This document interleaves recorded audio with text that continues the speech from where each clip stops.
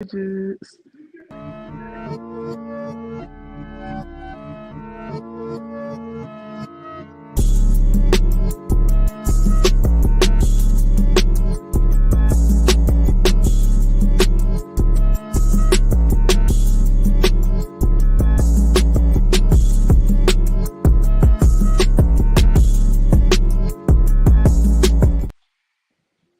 What up, CBR fam and What's new up, bar y'all? patrons? Everybody. What's Shout going out on with to y'all tonight? It's Tuesday night. That's a Keno's looking Tuesday festive. night. It's another Tuesday. Oh, man, I'm in the Christmas spirit, man. I I'm doing. forgot to put on my ugly sweater. I didn't put it on. Why not, man? I'll go put Go it get on in it. a little bit. All Okay, right, I'll go go get it. get it. And you just do your intro, and then I'll talk about the stuff I got to talk about. All right, well, look, first off, we love midgets. This motherfucker. But no, yeah, we back again. It's another Tuesday. This last week, it's been a cool week, man. How y'all been doing? There it is.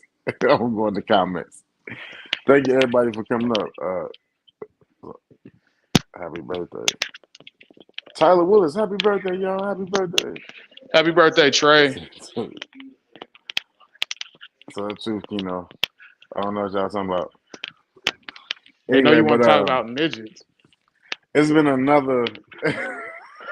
Why They you throw know. me off track, man? Because they know We bring you. y'all another. We bring. Shut up, man. You We bring bringing another. everybody another but nightmares about stubby fingers and You a bad person. You illegitimate are a bad. love. You are a bad person. We love everybody. Look, Midget hands are forbidden sin. white, black, yellow, green. You could be like looking like ET with your tip of your fingers glowing. We don't judge nobody here. Keenan Morgan Little wants to get people, tall people. he wants to get touched up by hands that look like they made out of small cocktail wings.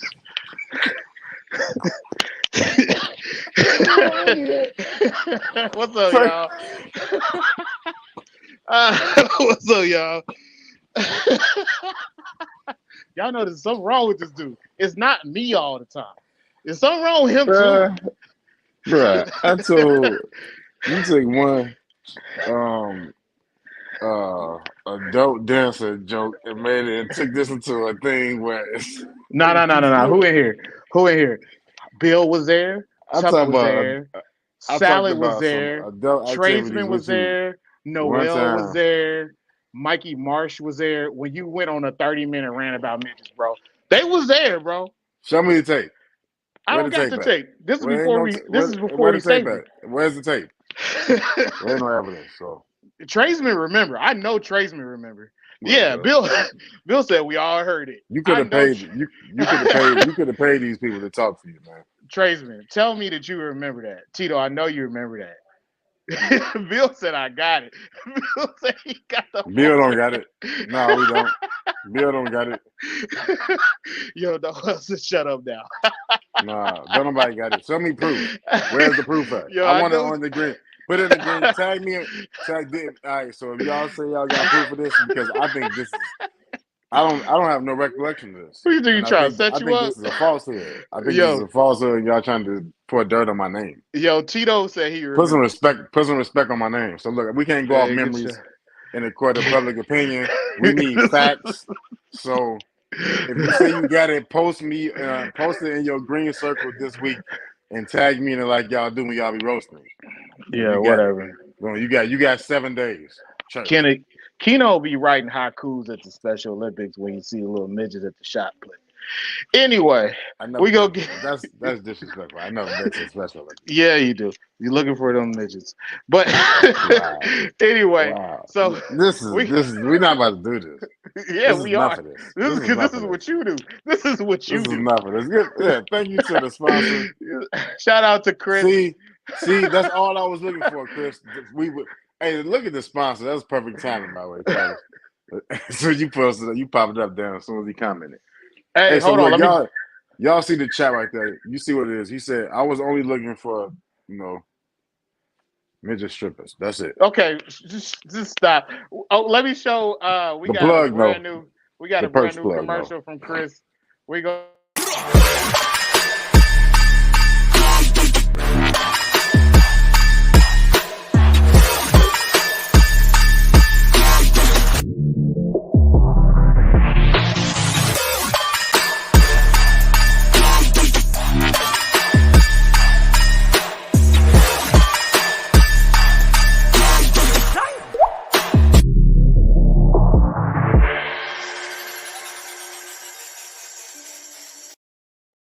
So shout out to Chris. Shout out to Chris. Chris is our sponsor, and Chris is doing a giveaway tonight. So we're gonna do it like we Yeah, that's used that to. Ohio gangbang music right there, baby. Okay, okay. It's Ohio gangbang music. I don't, you know what? Whatever. Anyway, so we're gonna do it like we used to. We're gonna ask a couple Shout out to our questions. sponsor, man. Two people are gonna get put in the running, and then Steven and Ashley, they're gonna tell us to go on a scavenger hunt. So the people that remember the scavenger hunts and seeing us run around here stressed out looking for, box cutters or whatever it was, whatever Yeah, box stupid thing cutter. that y'all sent us out to look for. We're Hey, gonna have to go sponsor look for definitely that got my stuff. back. Shout out to the sponsor. He definitely got my back, man. So we're gonna do Straight that up. at 10. We also got Chondro classified, so let me pull that up. So we got That was a a dope. co- And we might, you know what? I think we should end the show on that. Like when we done talking, we should end the show with his like commercial again. I like that. yeah, it was cool. So Yeah, we that got a was dope. couple animals We from could Pat close it to out with show. that. We got a Maniquari Sarong. So hit up Pat at Arboreal Obsessions on Instagram. He's got a Maniquari and a Biak up for sale. You know it's Christmas time, so some people like giving snakes for Christmas. We could Mm. all be that lucky. I don't see how that Uh, Maniquari Sarong still at his house. Yeah, I don't see how it's still at his house either. And we got two animals from Dimitri, who was featured on the show. And so hit up Dimitri. Oh, shout out to Dimitri. So this is number 12 Dimitri. from his clutch. He local to me too, y'all. Yeah, he's in Chicago. Dimitri's good money. And number 8. So hit up Dimitri if you are looking for a new baby. Um, Those first these two right here. These got some genetics. Those genetics date back to Mr. Blue. yeah, Those they they do. got and they got it's a new Blue project with the female in there with the artifact stuff. GD Those some said, nice animals. he said it's still there because I'm broke. Well, I don't know, man. I don't know. Salad, I guess you got to get your OnlyFans game up, man. Show some toes and some beard at the same time. Uh,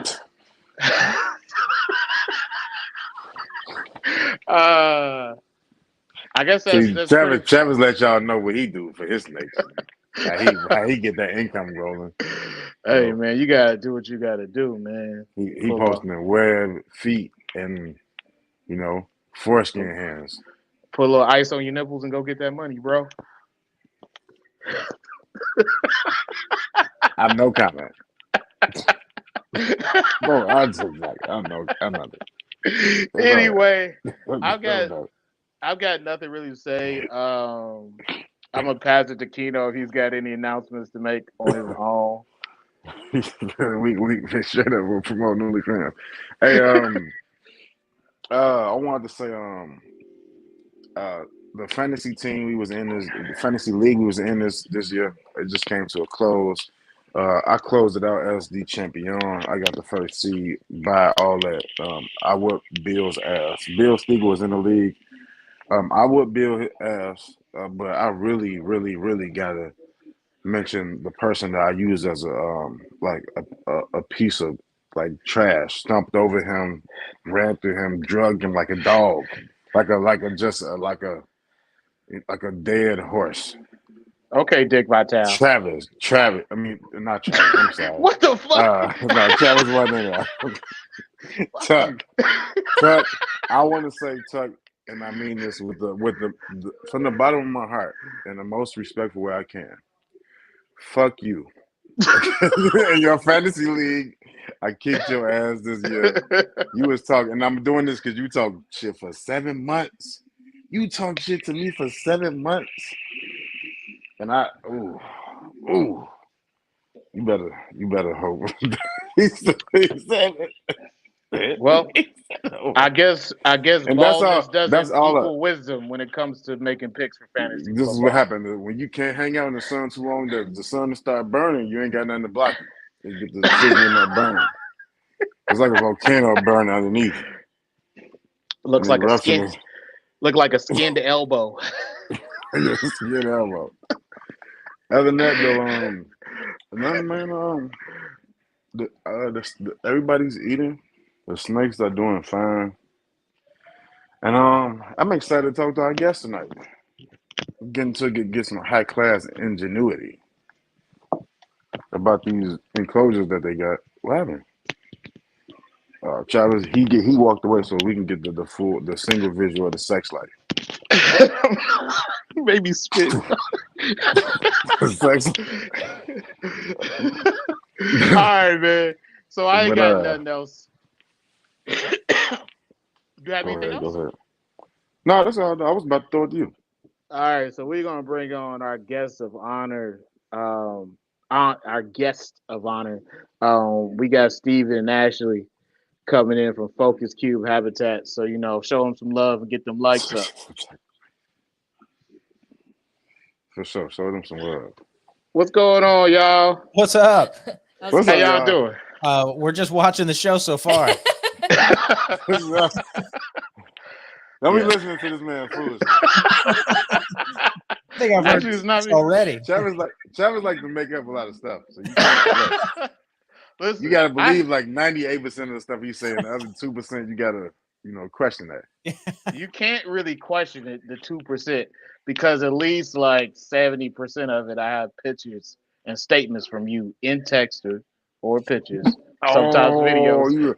I see. I thought the cop left the show, and the cop is Yo, still get here. out of here. Gotta have evidence. I'm just a data hoarder. Wow. But yeah, we are so glad to have you guys on tonight. How you guys doing over there? Good. Good. We're alive. We're awake. Yeah, we're awake. We're Yeah. old Christmas people. time. 9 o'clock is like Yeah, we're bedtime now. we're I don't know what's normally- happened, but it's been bad recently. Yeah, that happens. Like It's like when you hit 30. When you hit 30, Yeah. things start getting 35, weird. something happened. It was like a switch. Like everything hurts. Every time I get up, a noise is made, and I don't think I did it, but it's coming from me. I mean, it's literally like the day you turn 35. Oh man, what happened? The yellow Lays, they start tasting a lot better. Yeah. Hey man, something about those original Lays. It's just classic. That's how you know when you starting to get up that age. It's the salt, man. When you start getting 30, you like appreciate things like chunks of cheese. Ooh, Oh, Like, this is a luxury that I'm lucky to indulge myself. I ate string Chunk of cheese cheese. yesterday, and I hadn't done it in years, and I'm just staring at the package like, this is incredible. Why does not eat this all That's the so time? bad. When you get older, you learn how to savor food. Like when you're Hey, a you know what? kid, you don't even of peel it; you cheese, just bite it speaking off. of cheese, right? Look, speaking of cheese, right? Y'all go ahead, but look, oh speaking of shit, we're cheese, going Damn, that's what I was So going to have look. you get later. cheese. y'all just started this off like this. So look, as you get older, right, you realize one thing you realize about cheese is like the importance of it, right? So now I be down like real expensive cheeses. Okay, it's on So the look, this was unplanned, by the way. This was unplanned. Look, I be eating these at work like with crackers. So this cheese is like $9. And then Damn. this cheese is a smoked Gouda, just like $4.50. Then this is truffle cheddar cheese. This is like $7. This is the weirdest flex I've ever seen. I'm not trying to flex though. Look at all this. He brought up cheese. But as you get older, I'll be like, I'll be flossing like, you see this cheese? The young kids be having money. I Hey, got do the money phone, bro. Do the money phone with your cheese. cheese phone. Talk to me. crying. I Say can't that, man. I can't hear shit because it's cheese on my man, dog. I've learned so much already. Yeah. A lot of information that you I'm don't need sorry. in your life. I'm sorry, dog. He goes to Wisconsin. That's like the king of cheese up there. Man, look. So look, we got this store, right? It's like a Get a cheese store. how Mexican people say it's a taqueria. It's taqueria, and they got like you go up in there and it's like at least 250 different cheeses. I be up in there like, yes, this is old man status right here, baby. Yeah. Do you know you're gonna You got the start Goya sweating before you cheese. go in there? So you put baby powder on before You you got see the all the Goya. cheese. You know what's crazy? You know what's crazy? In the same store was the same store that I saw the pictures that I sent you earlier. Oh man, get out of here! Something wrong with you. That's a You wholesome should have. store. You shouldn't have a mobile device that you could take pictures with. That's not what. That was a nobody very needs wholesome store. that. Yeah, but they allowed you in it. So then what is it? What? He owns it now. He's bought all the cheese. He He's probably has. I go there like every couple of weeks, just talk about cheese. Oh, I got one more. I forgot to show y'all. Hold on. I can't wait to see. I wonder if I got this one. Well, pieces of almonds in it. Is it like This is port called- wine cheese? It's something like that. It's called double sharp Calcano cheese. Do you get cheese on I forgot layaway, about Keno? this. I forgot about this one. How could you? Double short. Man. Yeah. That looks good. Wow. High class. How about this? This is reduced though. Hey, look. Everyone want to buy and reduced. This is only $2. I was excited about my string cheese 90 seconds ago, and now that's it. Yeah. He's so string cheese. Yeah. Don't let this man flex on you with cheeses. It's too late. I can do nothing. No, I wasn't trying to flex. I was He's not trying not to flex. a I'm man. sorry. But, you know, I'll never. we got I'll never cows use on it deck. You got cows on deck. All right. So, Stephen and Ashley. Oh, hey. So, can you give us your background, where you guys started with reptiles, and your life story and how you guys met? You don't gotta tell us about your first kiss or nothing like that. I was gonna start from the beginning. I was born June 3rd, 1988. Yeah. Oh shit! I was born in June 88. 3rd. Oh, Yeah. damn, my brother was born on June 3rd. That's Oh, crazy. did you got cheese too? No, he got the two. He got the two sides though. So you know how y'all Geminis get out. That's what everybody said. Yeah. y'all switch up real fast, boy. I grew Jimmy, up with it. It was like, This is my show. What are you doing talking so much? Here, let me explain this.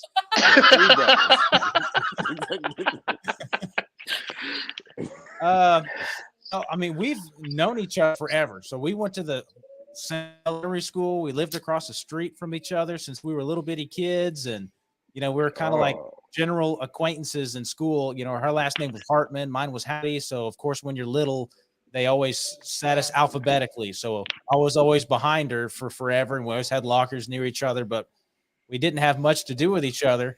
She was always the weird kid who'd like in elementary school, she'd be like outside during recess, playing, and she's picking up frogs and stuff and toads, and they're peeing everywhere. And it was just gross. This chick was disgusting.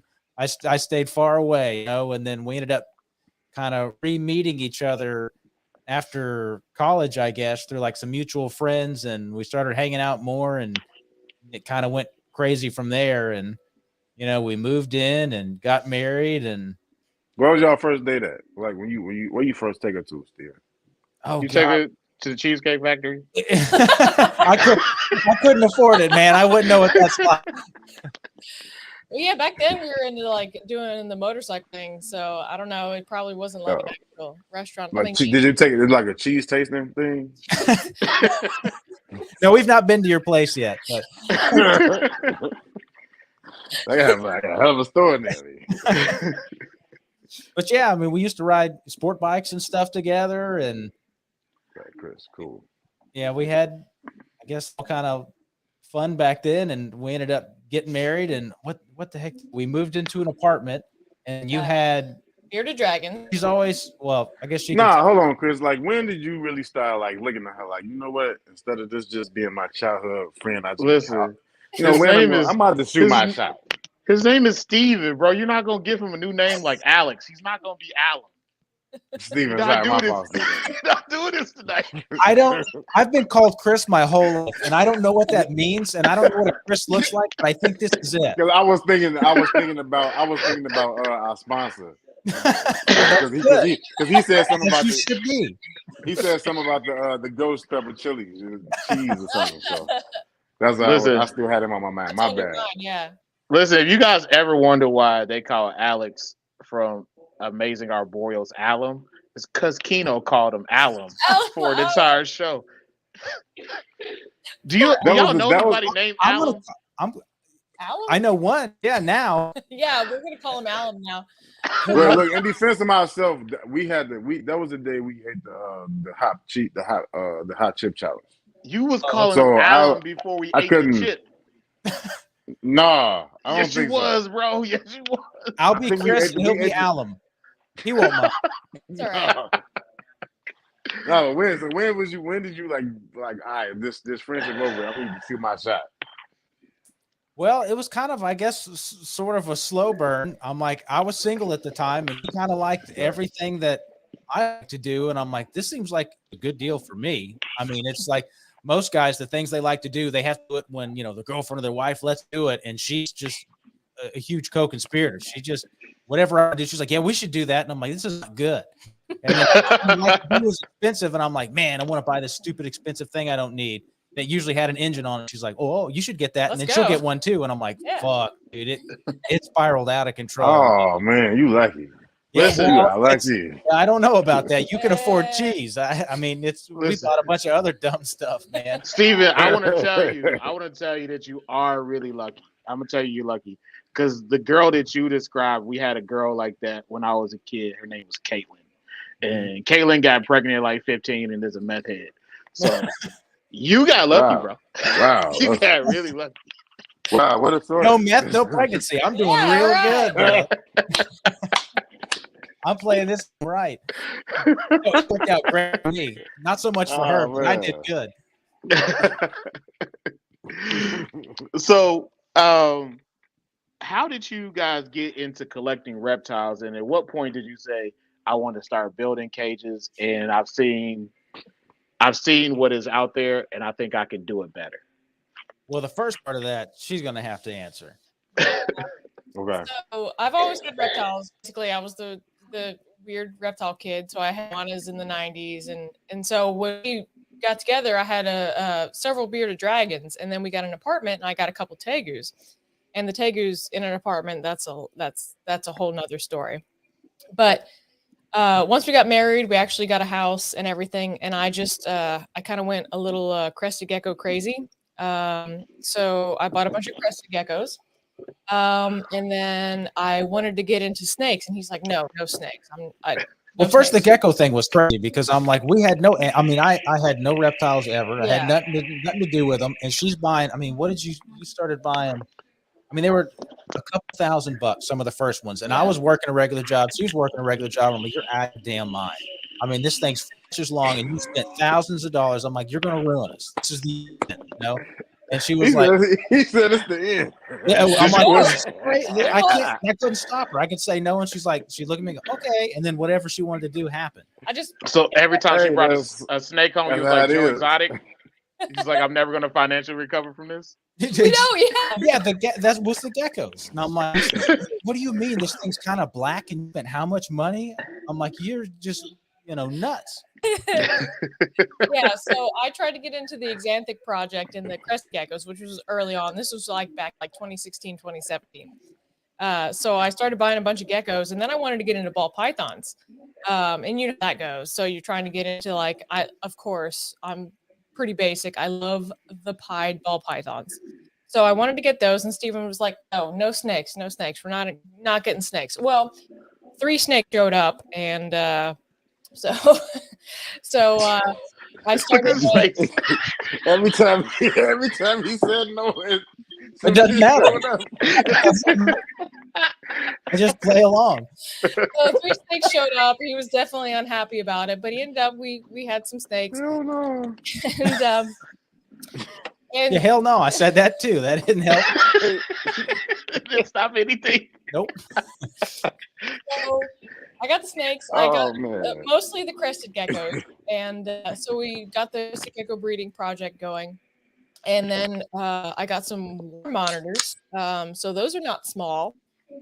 So I got ended up with 4 water monitors, and I wanted to do a whole brew project with them. Same with the snakes, but it turned out I had like a big, surgery, so I had to end up selling a lot of the animals. I kept the crested geckos and I kept the monitors, but I ended up selling the ball pythons. And so after that, everything kind of the breeding project with the crested geckos was very successful, thankfully, because he probably would have strangled me and never would have had any more reptiles ever again.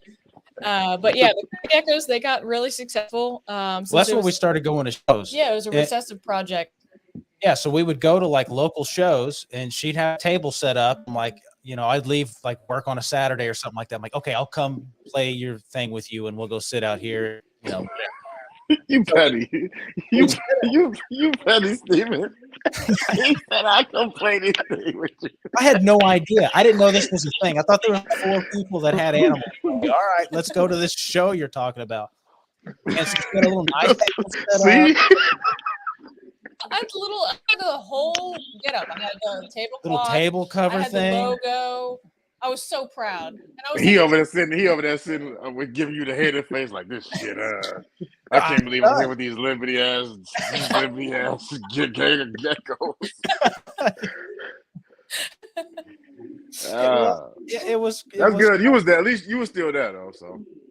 Oh yeah, I showed up. That's when I realized I'm like, oh, this is a thing. It's a real thing. thing. And people would wander around, and you start seeing what's going on in there, and I'm like, holy crap, this is not, just some crazy wife thing. Yeah, I'm like, holy crap. And then she sold a couple of them, and then I was watching a YouTube videos, guys making like PC parts. They'd like milled like distribution plates for CPUs, GPUs and stuff, and they were cutting them out of acrylic, and they were using like small CNC machines. And I was like, well, hell, I want one of those. I want to try and make that little, clear plastic part. It looks beautiful. So I bought a itty bitty CNC machine, and I was such a wuss. I was afraid of cutting acrylic with it. So I started cutting PVC, and I'm like, well, she has 8,000 animals already. So I'm going to try and make little boxes for them PVC, because I hear that's what people use. Well, I got, a sheet at a time, and I would cut little shitty boxes out. None of them fit. They were awful. It made me super angry that I just kept cutting them and trying to make them work, and cut them and try and make them work. And then we had some semi-decent ones. They were like 15 by 15 by 30. That's as big as I could make with the little machine that we had. And we started taking them to the, shows that she was doing, and we put them on the table, and people bought them, and I'll shit my pants. I could not believe people would buy this stuff. I'm like, this is so crazy. So then we're like, let's make a website. And so then we made a website, and we put those on there, and people started buying them. I'm like, this is just ludicrous. And like I said, as big as I could make was like 30 inches. So I asked Ashley, I'm like, well, what else can I make that's like smaller than 30 inches? And she goes, well, Tree Python guys, they love 2 by 2 by 2s. You should make that. So I was like, okay, cool. So I looked at what existed out there, and they were just, just black boxes with white, PVC water purchase. And I'm like, I think I can do something cooler than that. So the first one we made, it was 24 cube, and it had red perch mounts, which I thought was just evolutionary. I'm like, it's not black, it's got red perch mounts. And then I was like, well, what are we going to do for perches? I'm like, well, I'm not going to use water pipe. I'm going to use carbon fiber. I'm real clever here. So we made some carbon perches, and we took them to the show and had that setup going. And we had all kinds of people asking us questions and taking pictures. Yeah. And then we're like, let's put this on our website. And it was awesome and all at the same time. We had so many people interested and excited about it. And then we had like just an inbox full of hate mail. So like, we've got to be doing something good. Wait, what was the hate mail for? Oh, we got so many people just messaging us, telling us we don't know what we're doing. You guys suck. You can't do any of this. You shouldn't make anything. And it was just like a deluge of just, I mean, I'd say it was probably like I don't know, 70-30 negative to positive. And I was like, I like being a contrarian. So I'm like, I'm hitting a nerve here. So I'm going to keep on this. And so, like I said, we had website up. They mad, make them madder. That's what I thought. See them hating. Well, yeah. I had nothing in it at that point. I'm like, I'm going to keep going. And so I kept finding more weird ways to make enclosures that, I mean, the first ones that we made, the logo on the front of them was the entire substrate dam, and it was holographic and so hideous that people could not notice. So when you walked by and you saw that big, giant, shiny logo, even if you didn't like it, it was stuck in your head. So I'm like, this is clever too. So we made our website and we put stuff up on there and people started buying it. And then we had, like I said, the biggest I could make was 30 inches. And there's a guy who wanted, I think, like a 4 or 5 foot enclosure. 2x2. Yeah. Okay. Yeah. And I didn't have the equipment to do it. And I'm like, this guy's full of crap. I'll send him an invoice. And if he buys it, I'll buy a bigger CNC machine. We sent the dude an invoice and the dude paid. And I went, oh shit. Now what? Then, this was when I started. This was February of 2020. Yeah, so then I had to find a larger CNC machine that I could afford. Right at the start of COVID. I was about to say that. So yeah, right then.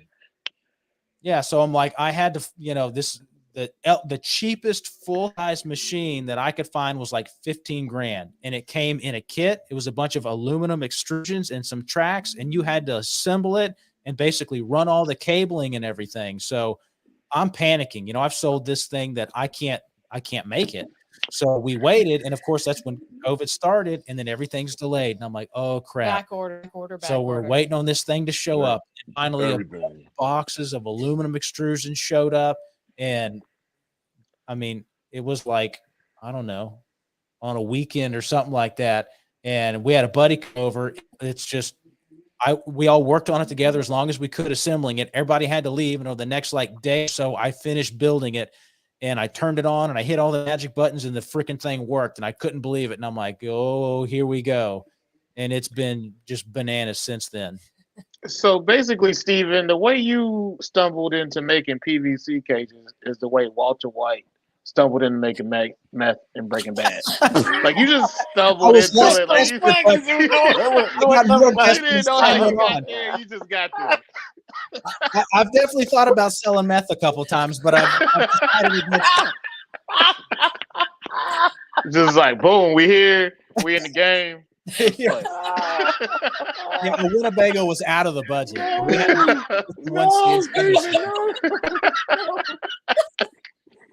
Oh man, underwear in the desert. So I was in my underwear in the garage. Like, how do I make this go? Hey, listen, my snake room is in the garage, and if you haven't been in your snake room in your underwear, then you don't really go that hard. Nope. You don't go that hard. I agree with that. That's true.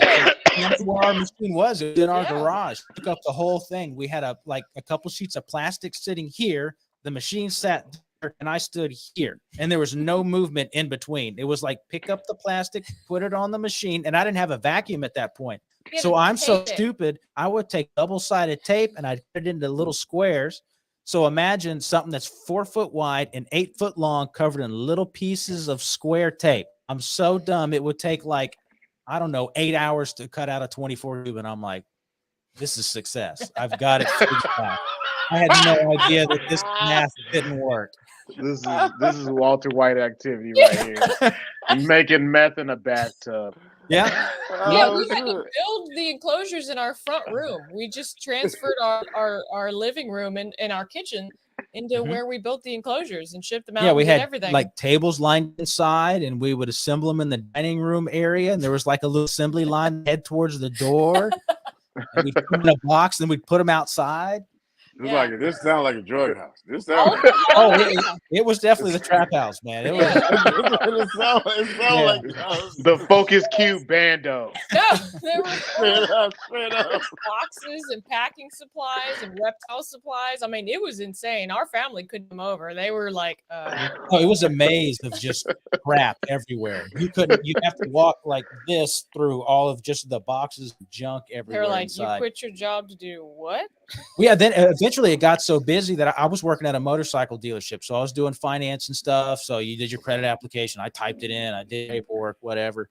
And, COVID was really kicking off. And and we were starting to sell more boxes online. And my employer's like, go home for 2 weeks. We don't know what's going on. That's when the shutdowns. Yeah. Yeah. Like you're not getting paid. Go home. And I was sitting at the house making boxes like, well, I work a regular job because I thought it was like secure. And I realized that some weird thing outside your control can happen and they can just send you home without pay. And I'm like, well, hell, you know, I can fire myself. You know, I don't need this. So I went back to work and I was trying to do the box thing at the same time. And there was not enough hours in the day. So finally you start adding up that money. You was like, hold on. Well, yeah. Most of the time, not. I ain't about to keep making this man rich. It's kind of the thing. I'm like, it's not my future; it's somebody else's. And I'm like, you know what? If I'm gonna win or lose, I'm gonna do it on my terms. So that's when I quit, and I was like, I'm just gonna do this. My employer couldn't figure out what was going on because I made a little scorpion enclosure I had on my desk, like as an icebreaker. So I had a scorpion on my desk at the shop. And customers come in and they'd freak out or they talk about it. And when I finally told my employer that I quit, you're quitting to make bug boxes? And I just kind of went, yeah, sure. And I mean, we had so many meetings. He's like, do not quit. Just what are you doing? You can't make a living doing this. And I was like, well, I don't care. I'm going to give it a shot. And so I quit. And the whole COVID thing, people kept buying, kept going up. And finally I looked at Ashley one day and I'm like, you got to quit your job. I have to quit doing this. And she's like, screw it. I'm going to do this too. And she quit her job. And I'm like, oh my God, we're so stupid. We're that's both. That's so raw how y'all both went all in at the same time though. Yeah. Well, if you don't, it's that's so dope. That's so dope. Yep. And it's not like you can't go get a job. So if this doesn't work, I was like, well, I'll just go apply or go back where I was or something. Yep. So I'm like, you might as well try it.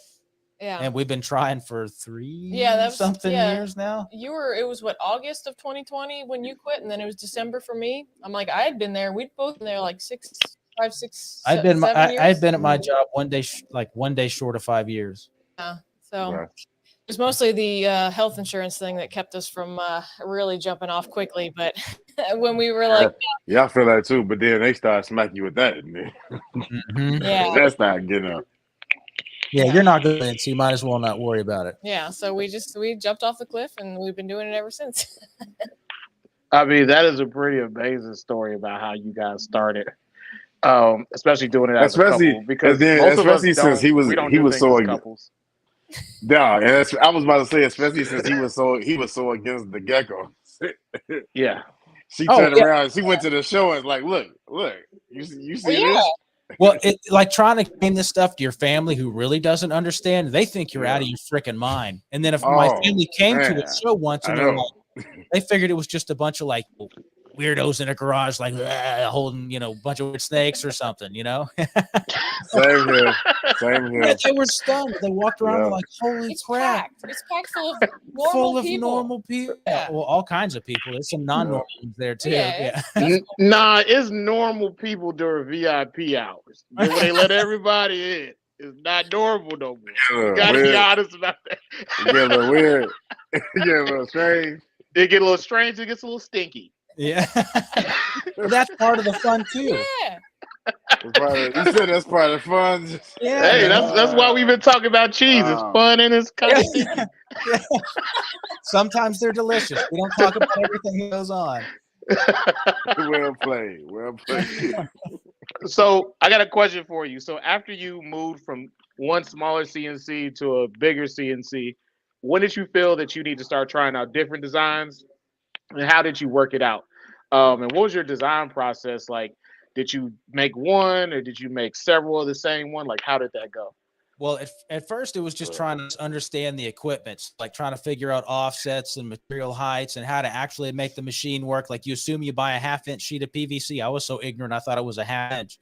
It's either measured in millimeters, which is a 1/2 inch is 12.7 millimeters, or a lot of manufacturers will send you a 12 millimeter sheet. And then there's a plus or minus variance of how thick or thin the sheet is. And you have to take all of those factors into account when you want two edges to meet each other, because if you're talking a 1/2 millimeter, I mean, that's like, I don't know, 32nd of an inch or something like that. And I'm like, all that crap adds up over all the different faces that have to meet and stuff doesn't fit.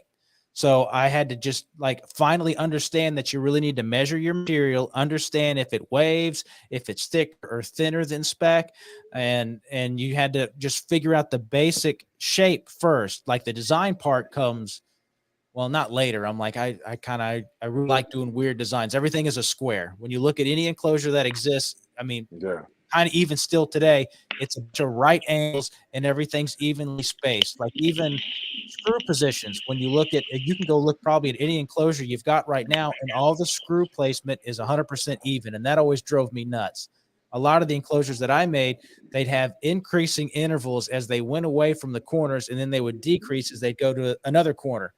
And I liked a lot of different radii and like door shapes, because it's like one of those things that you can't put your finger on why it looks cool, but you know it does. And there's just all these contours here and there that you can't quite say this is what it is, but it all adds up into something that's different. So it's like this weird kind of OCD look at every little part of it and how you can adjust it and kind of almost trick people into seeing something that's cool, but not quite understanding why. If you try and describe it, you're like, it's neat or different, but why? And no one can quite tell you. And I'm like, that was part of the fun of making them. But like the first ones that we made, they just didn't fit worth a crap. So it made me mad. So the first, like we like butt them up against each other, and we had like PVC glue in a tube, and I like glued them together. And I'm like, this is a product we're going to ship to people. And that was not good. The prototype, it wasn't so much, huh? Oh, we have them upstairs. It's a comedy fest. You look at them, you're like, still got it? You still got it? Yeah. Oh, we have a lot of the like, original ones we made. There's gaps in them, like a good, like, I don't know. I mean, you put silicone in it. Yeah, you got to seal them anyhow. How big is it? You got a small one? You got like a small one? One of y'all can go grab? Oh my God! The old Greg box. Yeah, I think we call it the GB1 because we had a skink. Right, just so we can kind of see how far y'all came. Oh my God, the venting in it was. I like how y'all still got the prototype. That's dope. I'll never go. It has one CNC slot in the back. It isn't straight. It's at an angle. Don't know how I did that. The machine doesn't do that. I put the sheet on there so freaking crooked it went up. And it has one slot in the back, and that was the first thing I got, and I was so proud. I couldn't believe I made a robot go down skinny death pool and make a line with it. I am a wizard. I was gonna ask them, do they got one of their preferred? Oh, we have so many of the first ones when I was trying to figure out like how to do tinted windows instead of buying like tinted acrylic. He said tinted windows. We got them. We had that as an option. You can buy enclosures with tinted windows. And when I first started, we freaking got actual window tint, and I'm over there with a squeegee trying to put it on like I'm working on a car. I do that on real glass. I do that on my glass enclosures. Not the glass enclosures, but the glass in the front. I do that. Yeah, it's stupid. It didn't work. Yeah. I'm like, this is not marketable. They got 5. You put the 5% in on that. Huh? Yeah, it works. It works, but I wouldn't sell it. We made some enclosures with tinted front doors, and it was pretty cool. Like we took a Neo and we put it in a 30 by 24 by 18. And I did because everybody was talking crap that you can't raise a Neo in anything but a 6 tub. I said, my butt. No, you can. Well, you can raise it up in something big. Yeah, I had 30, 24, 18, and it had 3 perches in it. And I took the front door. It's a white enclosure. It had a tinted front door. And then I took a bunch of like frosted vinyl, and I made all these like weird like shapes on the front of it so it wouldn't be able to see out and be upset or anything. And it worked. So just there's all kind of applications for stupid stuff. But speaking of stupid stuff, all right, let's see. I don't know. There's my first. Where's that thing at? Right my there. First CNC slot. That's it. It's one line. That was as good as I could do now it. You can see how the door, it's totally not centered. Yeah, there's a small gap here. There's a big gap here. I see it. Yeah, and I had 2 closers in places that make no sense. I had acrylic hinges that I glued on that I thought was really smart. I mean, they had off, so I guess it's not too stupid. Hey, if they get strong enough, they could pop out. They could push out the top. Oh my God! Look at this thing hard enough and pop it apart. I don't know. You can see the gaps. Yeah, there's some. Y'all came a long way. Yeah, so that's the first this one. This is the number 1. We have a video actually on our YouTube channel of making this box. It's the And we were so proud. Like, look at what we did. Yeah, we had to cut this out Oh, manually. like I had a screen in it. Ooh. That's the original. Hey, That's the Skink lived in this for a while. yeah. He's not dead or nothing. He's It doing works good. though, and that would be perfect for geckos too. Yeah. Yeah, that was the start, and then it just kept getting weirder from there. Yeah. So how did you like mitigate? Because your designs, they are not all the same, material. So most PVC cages are PVC, glass, or acrylic, but your PVC cages have carbon fiber and everything. So how did you mitigate, the different type of materials with the CNC machine and the differences that came about Well, with I just using tried to different find materials? like weird stuff that wasn't, the norm. So like it was kind of like the carbon perch thing. It's a very simple concept. You need, a stiff dowel-like rod that the animal can hang on. And I'm like, for the last however many years, people are like water pipe, and they quit. Then you'd have some wild boys out there who are like, I'll use Delrin. I'm like, okay, that's fine too. But I'm like, can it be exciting at the same time? So like we liked all the motorsport stuff. Yeah, definitely sports related kind of stuff. Yeah. So, anything with an engine, stuff that goes fast, looks mean. And I'm like, what is the factor in all those things? Like carbon. And I'm like, why don't you make the freaking perch out of carbon? So that's been an odd one for us. But PVC, like there's black and there's white. Now you can get colored PVC, but it's only available in 6mm, which is thin stuff. So when you look at how most any kind of enclosure that you can find, it's all made out of 1/2 inch. So trying to figure out how to accent it with 6mm, which is half of the 12.7mm, which is 1/2 inch, was kind of the trick. How do you start bringing color into stuff? And that was a huge deal for us too, because we started adding color to enclosures. So your options were black. Most people upcharged you for white, and that was it. So I'm like, oh, dude, we got to freaking bring colors into this stuff. I'm like, people buy these animals because they're looking for wild, exciting looking morphs. So I'm like, why is the enclosure a plain black, icky thing? That was huge for us too. Just adding color to it. And then I had one of our first enclosures that we took to those early shows. It was a 30 by 15 by 15. And I got the broad idea to splatter paint it. I was like, I'm going to take this thing outside. I remember when y'all first did that. Yeah. I was excited about all like the 90s retro colors. Yeah. So I got a bunch of paint. We got some sticks outside. Our garage is still screwed up from me painting in there.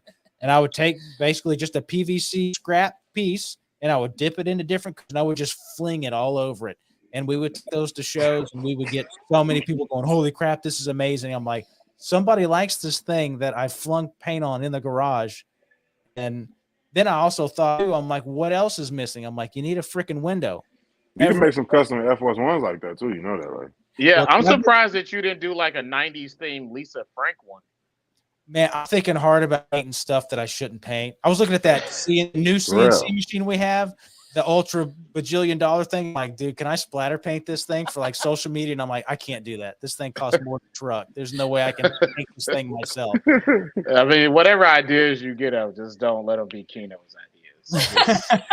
Them be your own ideas. Look, that's between you and the Lord.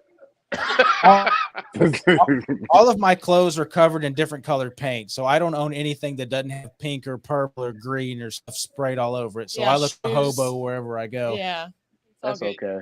You're successful. Most successful people look like they just pull clothes out of a hamper and go out the house. That's the truth. I'm an idiot savant. I'll take that. When you how long when you upgraded CNC machines, how did that change how you were able to create those shapes? Well, the first one was, I mean, obviously too small, and it didn't even use a spindle. It had a mount that fit just a router. You just think of any guy in his garage doing woodwork, making birdhouses. It just fit a router in there, and it had a switch, and you manually turned it on and off. And of course, that's too small, too inefficient, too weak. So then we bought the second machine, which was made by a company called Avid. We had to assemble, and it had a spindle on it. So it was like a 3 horsepower spindle. So it was air cooled. It was Italian made. Awesome. So worked really good, but all the tool changes were manual. So when it would drive around and cut stuff with a 1/4-inch tool, and I needed to use an 1/8-inch tool next to like maybe drill holes or whatever, the machine would pick up and it would stop. And I'd have to go over there and butt the chuck loose, slide a new tool into it. Then I'd have to drive it over to a touchpad, measure the height, and then tell it to continue, which you got to imagine you have to be standing there all day waiting for that thing to stop, change it manually, measure the height, hope you don't screw up, and then continue cutting. And we did that for a long time until like the beginning of this year. And we had so many orders. I'm like, I can't do this. I can't stand here. I can't babysit this thing. The vacuum system to design the plenum that holds that. Basically, it's got 4 vacuum motors that pulls a bunch of air through an MDF sheet that sucks the PVC to it, so I don't have to tape it anymore. I put the sheet on, I turn the vacuums on, it holds the material down. It was too inefficient, and I was to do, these manual tool changes, and spindle was too weak, motors were too slow. So I give up, and we had to buy the new machine that we have now, which that thing is like the shipping weight was like 4,700 pounds. This thing is a damn. It's a monster. It weighs as much as a. That was a super freight bill for y'all. Oh, it hurt. It was bad. The whole thing was painful. Dude. Yeah. So, but you know what would have really helped you with that old machine is if you had like a rod with one of Keno's midgets taped to the top of it, and then they could do the manual tool changes, and you didn't have to do them, and you could save a bunch of money. Well, you can have your I was fresh out of those, so I had to buy a machine.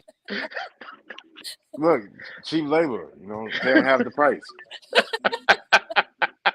You just pay cheese and keep moving. Yeah. You can pay Keno and cheese and the midget and cheese. You can pay me in cheese. I'll take cheese. Some good cheese. And deer meat. I'll take deer meat. Oh, Steve, what you doing, man? I'm gonna get naked. Striptease portion. Giving you money? Because if so, you're going to get rich. Where's those? we don't do super chat. So we just I'll come put my out clothes back on. Never mind. Oh yeah. I was trying to help. We just raised money through Keno's OnlyFans that features midgets. Subscribe now. I'm his cameraman. Okay. You're doing a lot of snitching in this episode.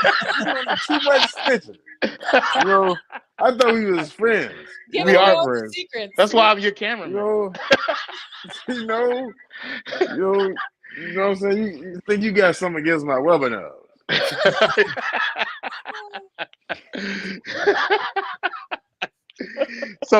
So with the new machine by YouTube, thank you. Yeah. Oh man, you should see the ones. Listen. Before we switched to YouTube, when we first started, we just did them on YouTube live and we didn't save them. That IG stuff, Live, yeah, IG Live. We couldn't put that stuff anywhere. You're going straight to jail. Yeah. Nah, we had to get more professional because it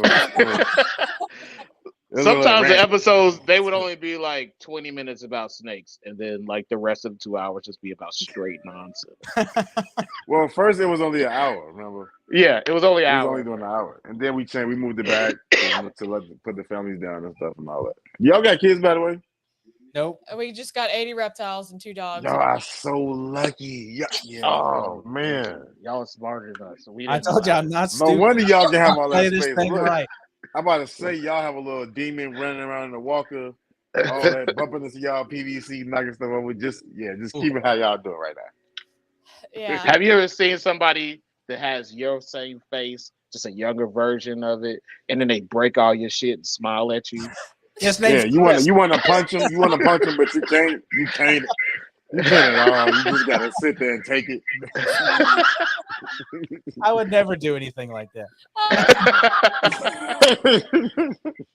Listen, you see your kids sometimes when they be sleeping, and you just like, "That's why I had y'all," and then you just remember for a second, but then they're awake at times. They're awake most of the time. For real.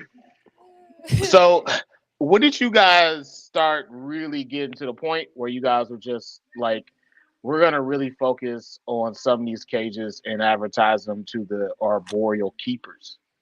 Yeah. Well, when did y'all cross over to that lane? those were kind of the early adopters. Yeah. I mean, that's sort of what made us. It was never like a particular goal to target market. It's like that 24 cube was so ridiculous. We were using the love-hate of it was just so and it kept people stirred up. Yeah. And I was like, well, we'll just keep making them. And one of the early adopters who were like, I'll give this a try. And shout out to you guys. Yeah. we got Salamander. He was OG. Yeah. Yeah, like he was talking about, he got the red perch mounts, he got the carbon perches. Yeah. Mm-hmm. Yeah, shout out to Salad. Yeah, we had Salad on here. Yep. Yeah. Yeah. So Salad, also, I appreciate you for that Guy Fieri video. And I told y'all, I was serious. Y'all got to call me Travis Fieri for the rest of the year. Yeah, it's a real video. Y'all see the videos that we make? People are starting to make videos making stuff about us too. But yeah, so did you get any type of specific feedback in regards to from the arboreal community? Well, that's how we make everything. Like I just had an idea, I throw it out there, and then we see if it works. And if it doesn't, people tell us what works, what's good, what's bad, and then we go back and we kind of constantly adjust things. And that drives people nuts because when people buy enclosure, they want to buy what they buy today and they want to go buy it 30 years from now and be exactly the same. And I'm like, I'm constantly changing stuff. I mean, you got to look at car manufacturers. They change stuff every freaking year. And I'm like, why should we be different? If I find something that could be better, it could be different, or something that I don't like anymore and I want to change, I'm going to do it. So that's what, geez, our Hanger 6s, they've gone through, I don't know how many iterations. We take a lot of feedback from the community, people, and we use them too. So it's just. I was about to ask you about your Hanger 6s. How did you come upon that, and tell me about the different iterations of that and how that changed. Well, a lot of what we, our house. Yeah, a lot of what we do with those is kind of blamed on Sean. Sean. Sparta Chondro? Chondros. Yeah, Sparta Chondros, yeah. Yeah, he's local, and he's like, hey man, there's these cool tubs. You need to make a thing for them. And I was like, okay. So I made the thing. It was Hanger 6, the very first one we made. We did all these beautiful it was just incredible. We had all this film of it. It was so dramatic and beautiful, and it was like our first try at it.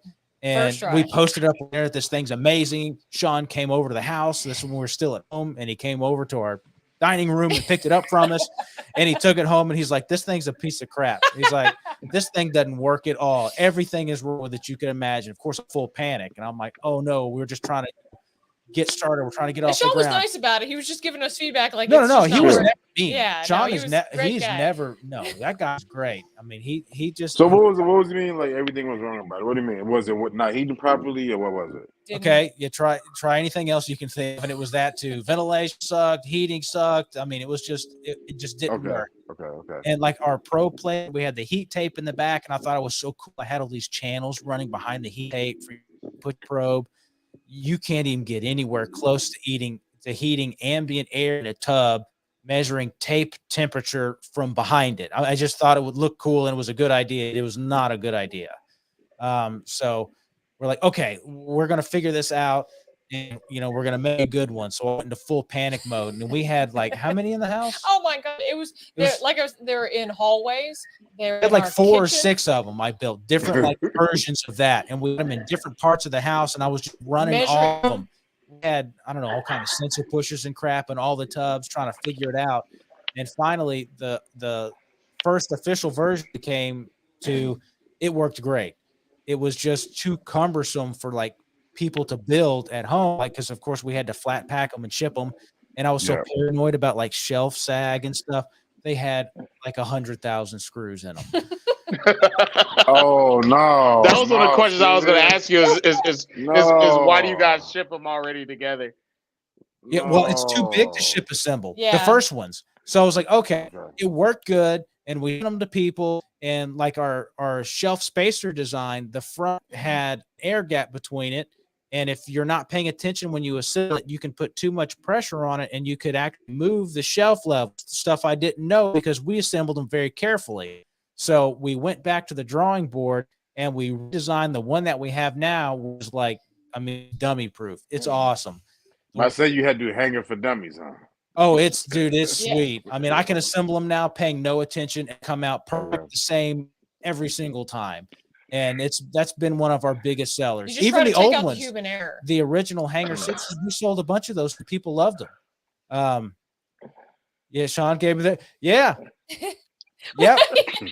Yeah. I was so paranoid.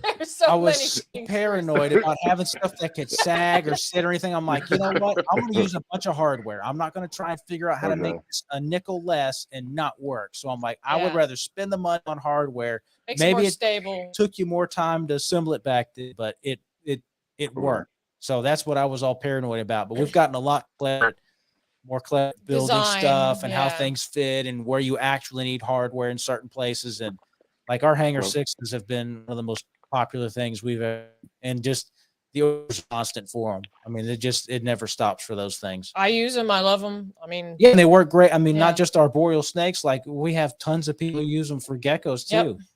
Very popular for the geckos. So, I mean, they hit 2 huge markets and they work they work awesome for both of them. So Ashley, did you have to stop messing with the geckos? Have you stopped breeding and selling your geckos, or is that still going to? Nope. So that's what we do every morning is we actually clean the geckos every single day. So both of us, we get up around 5 in the morning. We go up and we clean the geckos. So probably have about 60 geckos now? Oh, yeah. Yeah. Yeah. So geckos actually during the COVID times what kept the focus afloat. Because during COVID, like ball pythons and like animal sales, that was huge then. Now it's definitely slowed down as far as the animal sales, but back then, I'm like during the crazy price hikes and all the back orders and stuff with materials and everything, I'm like selling the geckos actually kept us kind of, on a level. So definitely still doing the gecko thing. Definitely slower now, but we're still focusing on particular projects and stuff, and it's just like everything. But yeah, definitely lots of geckos. There's a bunch of them up there. If you need some. Yeah, I've got 19 geckos. Well, so this is the time where we're gonna do the giveaway. So I'm gonna ask a question. And whoever answers my question, I gotta go find the whatever items you tell me to find. And whoever answers Keno's question, they gotta go find whatever. I mean, they win if Keno finds the items first. So Keno, you want to ask your first question? You want to ask a question? I'll let you go first. Explain the rules again. It's the same. It's the same as last time. What the fuck? You ask a question, and whoever gets your question right, you're hunting items for them to win the prize. And I'll ask a question. Whoever gets my question, I'm going to hunt items for them to get the prize. Okay. It's the same as it was. Okay. In what month? Okay. Oh. Is the answer cheese? Cheese phone. And what? Oh, I'll stop. And what month? What month? In what month was my clutch hatched? Ooh. So all y'all in the chat, y'all gotta guess. Yeah. And what month this year did my clutch hatch? I don't know. I don't know either. And I got documentation. Well, you filmed the whole thing. You still don't know. That's what damn saying. Well, you said you're his film guy. So. Wow. Well, I should have said Mikey Marsh. Come on, man. We've had so many months. We got Mikey, you don't count, man. We got two. We got 2 for May. 2 for May. Only 12 to guess from. Yeah. Mikey don't count, man. You don't count, Mikey. He did the breeding project with him, so he don't count. Oh, well, he's cheated. He said. Oh yeah. Come on, man. You cheating, man. Yeah. Salamader's in. Oh, Patrick says he doesn't count. Man. I'm doing another one. Yo, listen, Another Pat can't compete either because I sent a whole box of shit to Pat, and Pat didn't want it. Damn. Pat's never sent me anything. And one of them babies going to Pat too. Nah. I gotta get another question. You know what, Travis? You do a question. I gotta think of something else, man. All right. So when Damn, the Chondro, all the cheaters would respond. I think Bill says Pat won, so you got to do it for Pat. Nah, man, Pat. Yeah, the two people. Come on, that was gonna have people really thinking, man. They're always gonna bend the rules. Nah. All right. So my question is, when we made the switch over to YouTube, who was our first guest on the first YouTube episode of the Chondro Bar Room? That was a good question. Oh God! So that was the toned down episode, huh? It was. I mean, yeah, it was. You said a whole box. It's been some wild episodes. You know what, Pat? That box is still with. Is still with Chris. I'll just resend it to you. Just send me the address you want me to send it to, and I'll send it to you. It's still there. I told him to hold on to it. It's still there. Oh, Mike Marsh got it. He's in again. Dang. Man. Mikey Marsh didn't get it. He wrong. He did get it. He did it. He wrong. He wrong. He's right. He got it. It's not Jeff Hoschel. It's not. Oh, now we got some. I guarantee you it's not Jeff. I know who it is. And they're in the comments, but I'm not gonna say nothing. Because I'm not going to answer right. I can go look at it right now. Y'all keep guessing. Okay, what you do is you keep guessing and then put it in a private chat. Go look. Okay. All right, go look and see. And then I was wrong. I was wrong. Exactly. Now check the comments. DD won. She got it right. Yeah. DD won. Oh, Brian. Yeah. All right, so now this is the part for Steven and Ashley. I pulled up Keto messages and did a message for the tip. So you guys got to give us 2 household items to go grab. Oh, this is the shittiest part because you're gonna hear me breathing hard. Well, mine's easy. Mine is definitely something you can find that's not that hard, but for some reason it always eludes me. Somebody has got to find the freaking stamps. Okay. Like you send mail. You're old ass. Come on now. You're an old ass man. You are an old ass man. He said some damn stamps. Come on, man. Ah, shit. You gotta pick one. It's easy. He said some stamps. Yeah. Some fucking stamps. Fuck. Oh shit! I spilled my beer. Damn. Party foul. I can't not laugh. This is terrible. This is. Damn. Fuck. Hey. That's fast. I would lose. I could never find. I have no idea. Ask Ashley. Oh, they're here. She always has them on her. They're here. I know what the stamps are. Really? There it Damn. is. That's pretty good.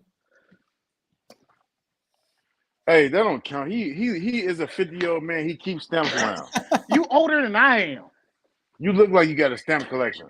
How do I look like these stamps have been used? You look like you got a stamp collection. Hey, we all got bills. They all get used. Okay, so now is Damn, now I is lost Ashley's that turn. Oh, I don't know. This is really hard. You're putting me on the spot now. Only had an hour to prepare. I haven't thought about it. Come on, Ashley. This All right. all you gotta do is think of something that I can get. I was gonna make so many jokes about things that you could get, and none of them were appropriate. Nope. He would get in that too fast. No cheese. Say cheese. No. You already got that. Don't look for that. No, don't for that. Damn. I thought I had some stamps around here. Say stamps again. He'll be here for hours.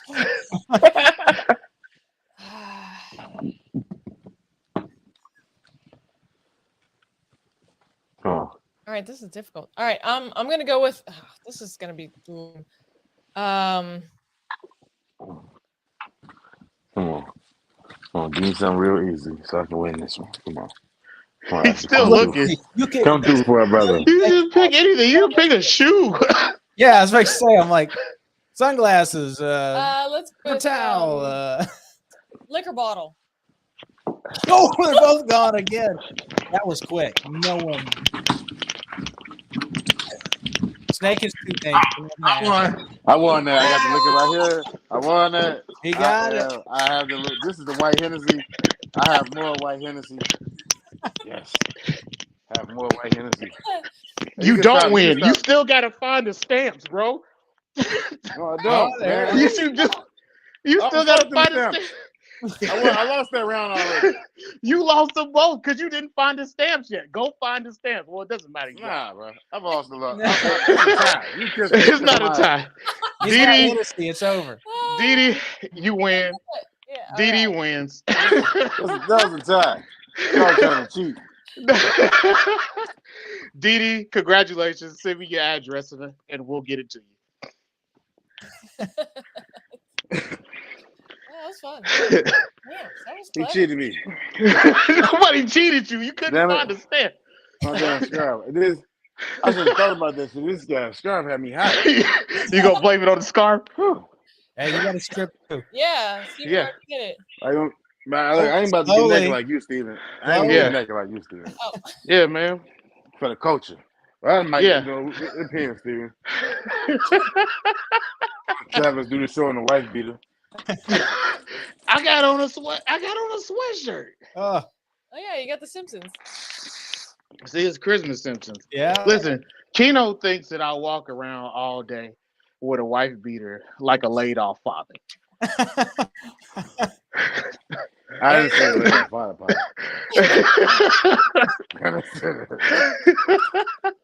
All right. Don't be making up stuff. All right, so let's get back to the questions.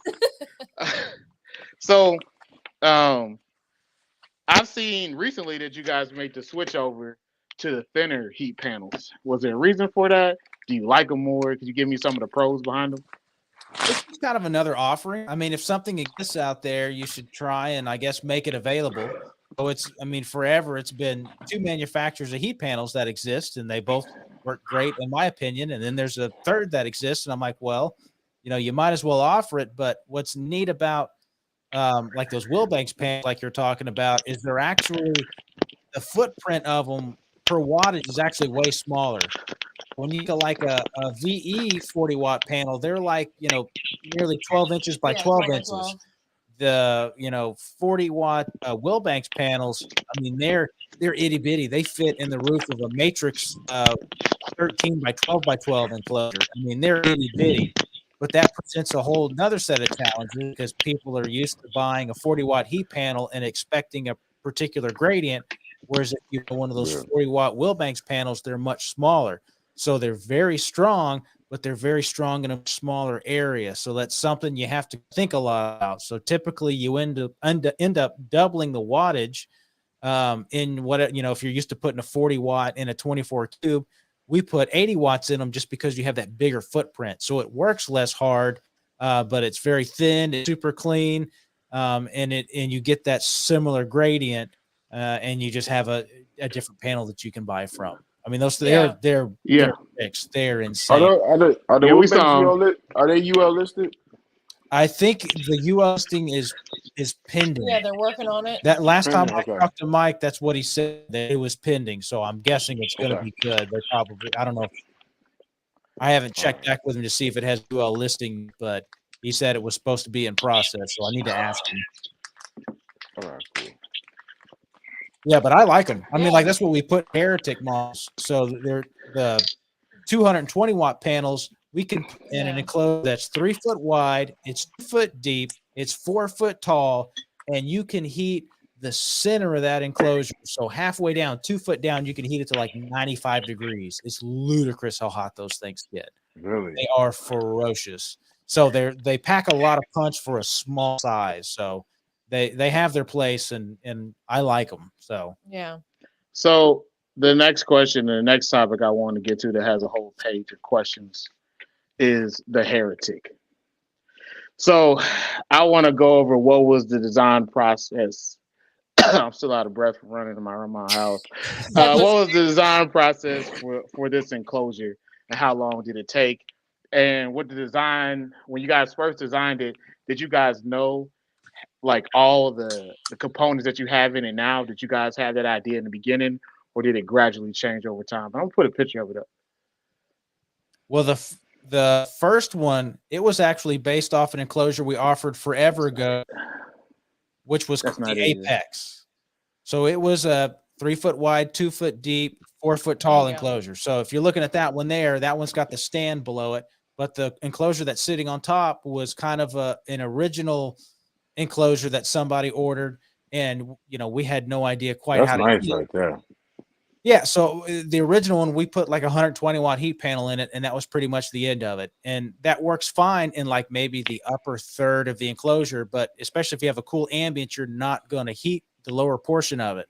So we ended up taking it off the market just because it's going to require a lot, of work by the end user to make it work properly. And then I started thinking, of course, because I'm being a contrarian, I'm like, no one does, there's a big stigma, I guess, against doing bioactive green tree enclosures. And I kind of wanted to kill two birds with one stone. I wanted to make a giant green tree enclosure. So most people keep them in, 2 foot cubes or 3 by 2 by 2s. And I'm like, well, I'm going to build a giant box that people say is too big. I'm going to put a bunch of dirt and live plants in it, and then I make it function properly. So we've built 4 of the actual heretic models, which I want them. The first one was supposed to be completely automated, moisture and humidity. So I'm really stupid. Is how I learned by doing stupid things. Is we got a Mist King system that had a sensor that measured minimum humidity, which would kick on the humidity system, which was simply a Mist King. And then we have the humidity reduction system, which is that fan setup that you see that removes excess humidity. And what happens is when both of those things become 1-to-1, the misting system kicks on, and then that triggers the ventilation system, and that makes just a tornado rainstorm in there. It's constantly pouring water in, and it's constantly trying to blow it out, and you basically just make this ain't gonna work. And it sucked too. Every time you'd open the door, of course, your ambient humidity in your house is 30 to 40%. It would open it to pick up, or change the water or pick out. You just getting shit, and it's coming on like this is insane. This one we had to kill the misting system. It just had the humidity extraction portion, which actually works out good because the substrate area in that thing is like, I don't know, nearly I don't know, not quite a foot. Yeah. But as that soil holds moisture, it's constantly evaporating. That increases the humidity in the enclosure. The sensor measures that, and it pulls out the excess humidity. I was like, that works pretty good. So we don't need automatic misting. We can do it manually, or we can do it with a Mist King on timer. So then we made the second version, and we're trying to figure out heating and lighting components. So I changed the perch placement, and I changed the heating lighting configuration in the top, and that was, perfect, but it worked fine. And then we made the third one, and we made the fourth one. And each one we keep learning on where you need to have perches, what heating and lighting components you need to have, where they need to be, what temps they need to operate at, et cetera, et cetera. So we've got we've got 4 of them out there right now. I need to build 4th, like official serial number one prototype, first version, and then actually offer it for sale. So I think I've got it just about dialed in. I'm going to move the heat components in the top just a hair. I'm going to move some of the probe placements just a hair too. I think we've got it dialed in, but the final one, it's going to have a halogen. It's going to have UVB. The UVB is actually sitting on top of the enclosure. It's not inside. There's a UV transmissive piece of plastic that allows, which is pretty wild, to have UV pass through it and it sit on top of it, which is kind of neat. It'll have a heat panel, and it's going to have a deep heat projector. So you have the full spectrum in that thing. And you're going to be able to use those halogen and deep heat components to project heat deeper and further in the enclosure. And you're going to let that heat panel manage ambient temps and kind of temps in the center of the unit. So it's just about right. I'm trying to make it where people can use it in a wide range of places and not have to do a bunch of DIY homework themselves and constant monitoring. So I'm trying to make it where it's kind of a plug-based. It seemed like that would be really nice for a monitor too. we're going to translate that into enclosures of all different sizes, because that's really, I mean, that's going to be the future. The problem with making an enclosure is people like to think of them as like an environment in a box, and that's totally not what it is. When you're setting up a green tree enclosure, you're not taking a little slice of Indonesia and putting it in a box. It's just enclosures are what I like to call ambient condition, monitors. So they just basically they take your ambient temps and they try to modulate those and try and simulate whatever environment you're trying to replicate. So if your ambient temp is high or your ambient temp is low, you're going to have two totally different results. If your ambient humidity is high or it's low, you're going to have two totally different results. Kind of like guess what heating element to put in there and how many slots to cut back is kind of, it's too difficult to do one enclosure fits all kind of thing. So you definitely need some automation in there to take out the guesswork. So I got another question for you. So did you guys test different variations of bioactive keeping? Yeah, we've got like several bioactive enclosures here, like 4 2x2 units. That was kind of a big one for us because that's like the most general purpose enclosure ever. I mean, that fits a ton of different things. People keep sterile, they keep naturalistic, they keep bioactive. So, we was trying to. There you go, Adam. There you go. Yeah, he's the man of two names. Yeah, so we were trying to work out ventilation nodes where they would work kind of, best across the board and how deep the substrate dam needs to be. So we've played around a lot with that. But the green tree one was kind of big because most people who would poo-poo bioactive, which whatever, I have no dog really in the fight minus the stuff that I make. But when you take an old, PVC cube, that everybody used for a green tree, which is very minimalistic ventilation, it's a very small enclosure. You try to put a bunch of soil in it, you got it super humid in there, you're going to have a snake with an RI or some other illness. It's just it's too small a box and there's not enough airflow. So I've always been a proponent of, I'd rather have to add a bunch of humidity rather than having a stanky, stagnant environment. So I'd rather have stuff that flows too much air than not enough. And then that's when we had the idea for the automated ventilation. Instead of, trying to guess how long a fan needs to be on, we have with a probe that measures if I would be 60% in there. That thing measures the humidity. Once it hits 60, hey, there he is, 60%. And it pulls the excess out. Yeah, the man who always crashes our party.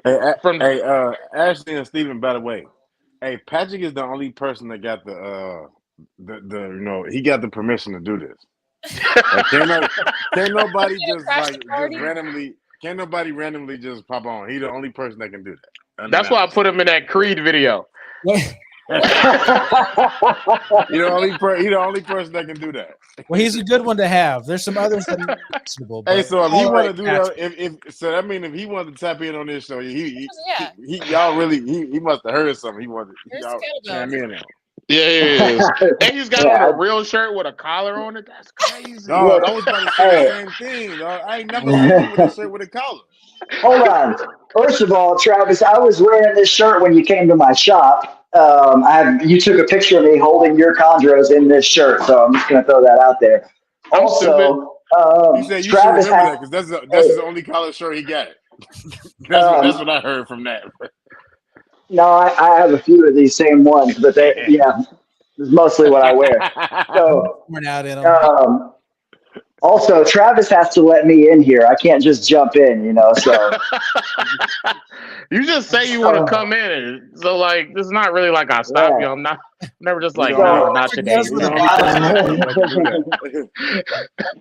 I was upstairs in the baby room, but then Ashley asked me where the kettlebells were. So I want to show you guys something, because right here, there's a whole bunch of kettlebells and dumbbells. And then, whoa, wait, what's this? Oh shit. Finally, yeah, he does jump. Oh man. That's a lot. Right there. That's a small corner, man. You got to work on that. Well, so it's funny. It's funny you guys say that, because those are all the hand-me-downs that I recently got from these guys, and and I'm gonna build up that corner a little bit. Before I got the newer side of my facility, I had a shitload of snakes in my living room, and I was really fucking tired of that shit. And after finally getting them all out of there, I started thinking, "Fuck, I need snakes in my living room again." and and so I'm gonna have my little focus corner over there, but I do need more. And sometime next year, these guys are gonna build me a whole wall on my on the snake side. So I got about a 30-foot wall that I'm gonna outfit with all Damn. arboreal focus cube gauges for the chondros, and I might let some basins hang out on that wall too, but I may give it all to the chondros. Yeah, you got to battle the Gavins now. We watched their podcast, and I saw the wall behind them. I'm like, we made that? Yeah. That was nice. That was really that nice. that was really nice. I love their gray and green combo. Yeah. Yeah. We had 2 husband and wife duos on in less than a month, which is kind of crazy. Yeah, that was. We're just And gonna they both work together well, nice as hell too. And they're both in Hand hand with Texas. each other. They're both in I keep looking at myself and I'm like, am I Todd? What is this? You don't have enough green trees. Yeah, well, I'm slacking. We got a per game there. Yeah, well, I suppose maybe we should have me and Amber on too. We could get on and talk some shit. Hey, Amber, you say the word. Enough snakes. You say the word, I'll set it up. If Amber says she's down, I'll set it up. She's down. She's a crazy animal hoarder too. Yeah, Texas power couples for sure. For sure. Todd and Julie are fucking awesome. I love them. Great people. They're so nice to meet in person. They're so wonderful. Yeah, they were. Yeah, we met them. Yeah, that was dope. Yeah, they are adorable and wholesome and awesome. Mm-hmm. That's it. It's a good way to put it. Julie is what I love about her is she's all wholesome school teacher, and she has a dirty mouth. Julie likes to cuss a lot. It's hilarious. She does, and I love it. Yeah, I wasn't expecting that. Yeah, I was like, oh, snap! Who's this lady? Head down. God damn it! Who is this lady? I identify more with Todd. Just kind of smile and laugh. Like, I like Julie's vibe. Yeah. I'm Todd, Todd has a real Tom Hanks vibe. Yeah. It's real chill. God damn. It's a nice thing. I'm trying to figure out which Tom Hanks because so many characters just flash before my eyes right now. He has like the Green Mile vibe, like doing things the right way, not doing things the way. Gotcha, because the first things that popped up for me were things that involved a volleyball named Wilson and a box of chocolates. Same thing with me. Nah, he's not.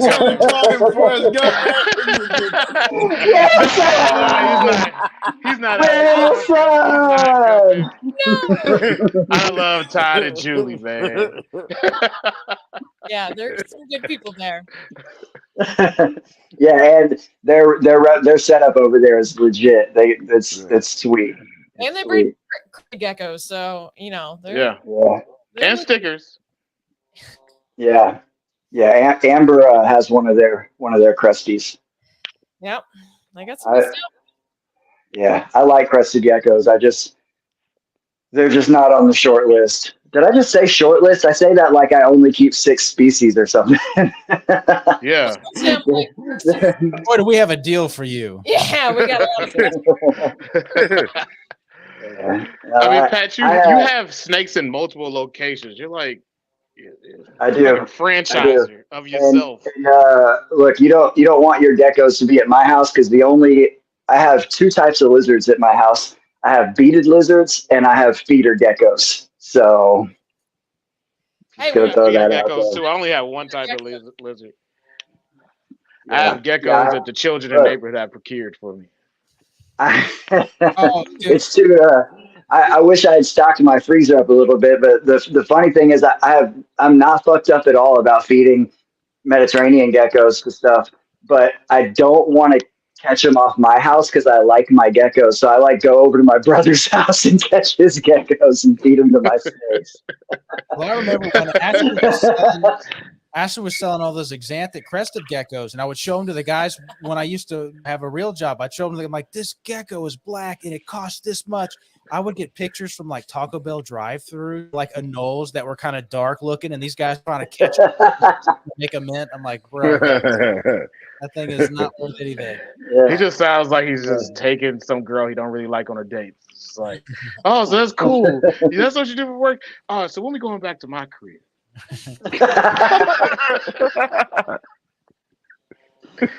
God damn.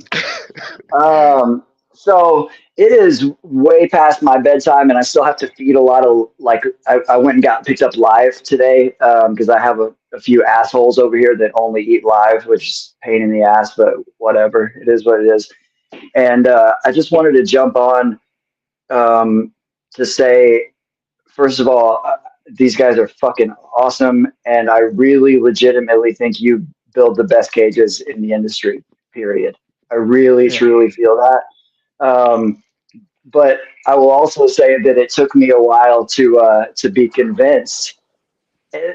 Steven and I have had a version of this conversation before, but I remember popping on, I can't remember if it was Instagram, maybe it was on Instagram, and I was like, what in the fuck is this splatter paint bullshit? You like 3 minutes ago were talking shit about red, and I'm like, you had a pure old man response. Red flooded enclosure.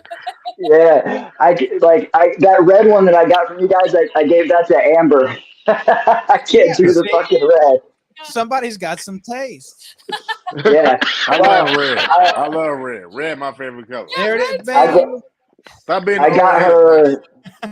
I got her a red and black Eastern hognose snake for her birthday, and so that's what. So the cage has a matching snake now. Right, You wouldn't believe how many people want splatter painted enclosures that match the morph of their animal.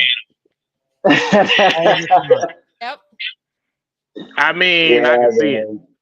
It's popular. Your next cage for Pat has to be Project Wall beige. Don't send him anything colorful at all. We have Sahara and gray splatter. Yeah, We've got it. Yes. This is Y'all don't understand. Y'all do not understand what he just. They probably don't get it. You had to go to a project. You got to go to a project to see it. Projects don't have drywall. It's just brick walls and they all painted beige. Oh, yeah, literally all brick walls. In and out. Right. In and out. Where could I see some of that now? I don't know. I don't want to see it. A rap video, probably. No, like right behind Kino right now. I didn't say that. That's real. This is not project. That's real brick. This is not Project Beige. This is real brick. That's real brick. I've been in Kino's apartment. This is a nice apartment. I've been. This is a nice apartment. He said it's Project Beige. You are an idiot, bro. I know. A lot of people say I'm still all about the all black cages. I still have Sharphorn cages, PVCcages.com. That's Jim Sharphorn. Those were always my favorite cages before. And while he was still building cages, was still a big supporter because I love his cages. But he is retired, and I like the Focus cages better. I just do. My first Focus Cube cage was the one I mentioned in the comments that Sean Collins gave to me, and I used it to keep a Mangshan Viper on my kitchen counter for about 6 months, and now it's over at Amber's house too. Well, another Sean story is we started making the Matrix XL, which was the 18 by 12 by 12, and I thought it'd be a good idea to have 1/4-inch vents in it. and he was putting neos in it, which is what it was for. And then they would figure out how to stick their heads through vents. So I would get pictures Oh of damn. yeah, and I'm like, well, that's not a good idea either. So I think we have a lot to thank Don for. Is he was our test pilot for Sean, a lot of stuff, and he's like, hey, dude. So he was a test dummy, huh? He was a lab rat. He was very nice about it, but he was very. No, he's like, hey man, I got this thing from you, and here's what's going on. I'm like, Jesus Christ, let me fix this. And then I was But that's good. But that's good though. But like you had like he was basically like your R&D department. No, yeah, awesome. Yeah, he's taught us so much stuff just by trying things out and being willing to try it, and then just giving us honest feedback. And that's how you make something better. So I'm like, you need people like that who you can trust to send something to. And they're honest with you, and they say, "Hey, here's what could be better," and then you fix it. Because you ain't want him telling you that shit was perfect, and it wasn't, and then you gonna have to fix it. Yeah, and he was never like crappy about anything. He was just very matter of fact, and you knew, hey, if this was an issue, he'd bring it up, and then you fix it, and then that's all that you had to do. Yeah. And I mean, he's responsible for like our matrix enclosure, which was 13 by 12 by 12. He's like, hey, make an enclosure that small and heat it. He was at our house and he asked me, and I said, I have no idea. So then we had to go figure it out. And that's what we did. So he could just ask something. It would drive me so insane. I'd have to figure, an answer to his question. And I'd go design something like, is this good? He'd be like, yeah, maybe. And then I'd go fix it some more. So shout out to Tom. He's kept me awake many a night trying to figure out his problems. And I'm like, I got to do it. There's got to be a way to make this work. Yeah, he used to bounce that stuff off of me back then too. He used to message me and tell me, probably telling me the same things he was telling you guys.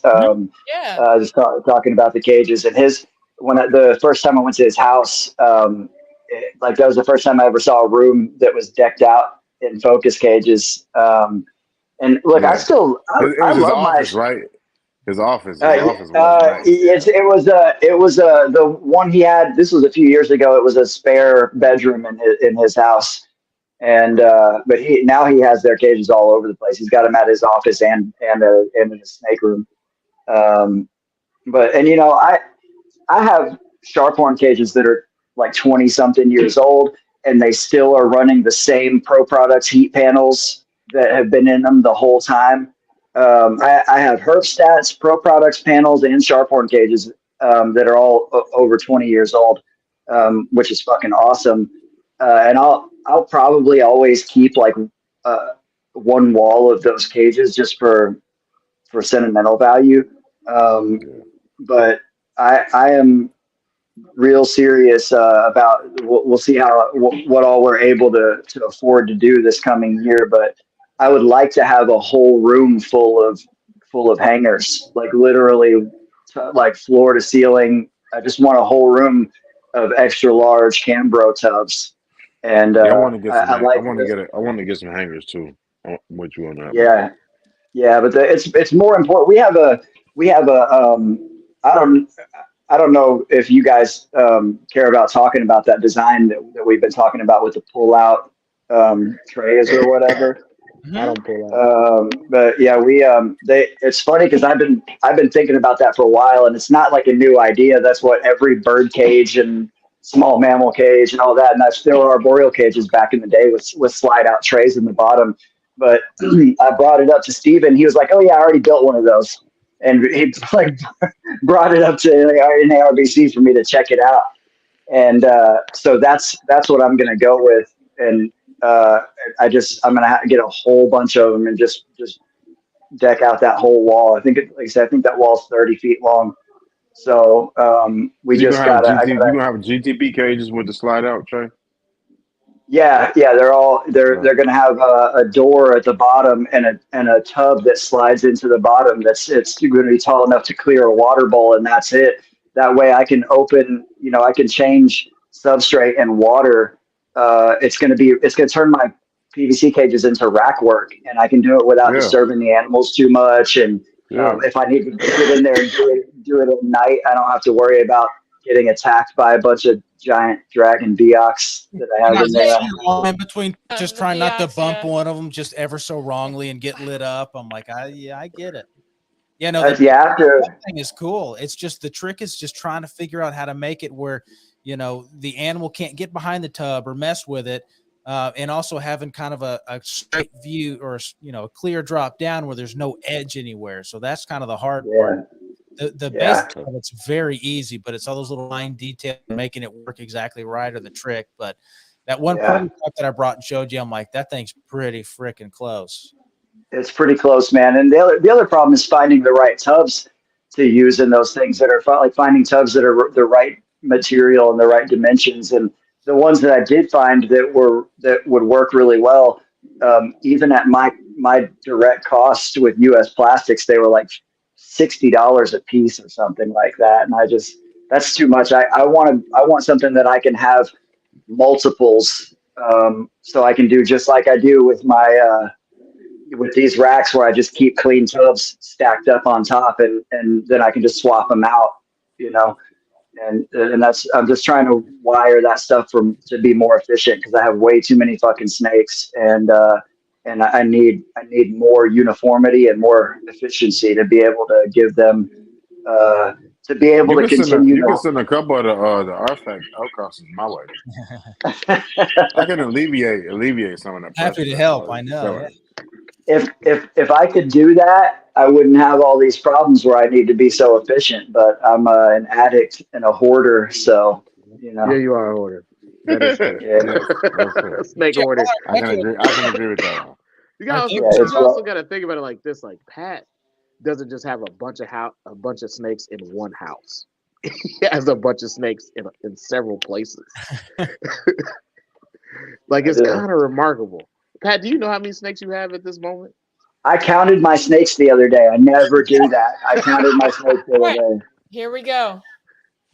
So what's the number has changed because it changes almost every day because I'm always buying and selling shit. But the count the other day was 327. Hey, at least it's the ends. No. Good luck.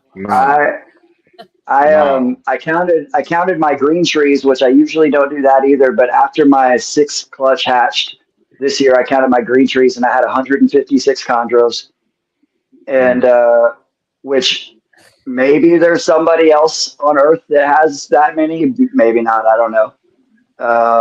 And I counted my squams the other day too. That's what I was trying to pass off squams on these guys in trade a couple days ago.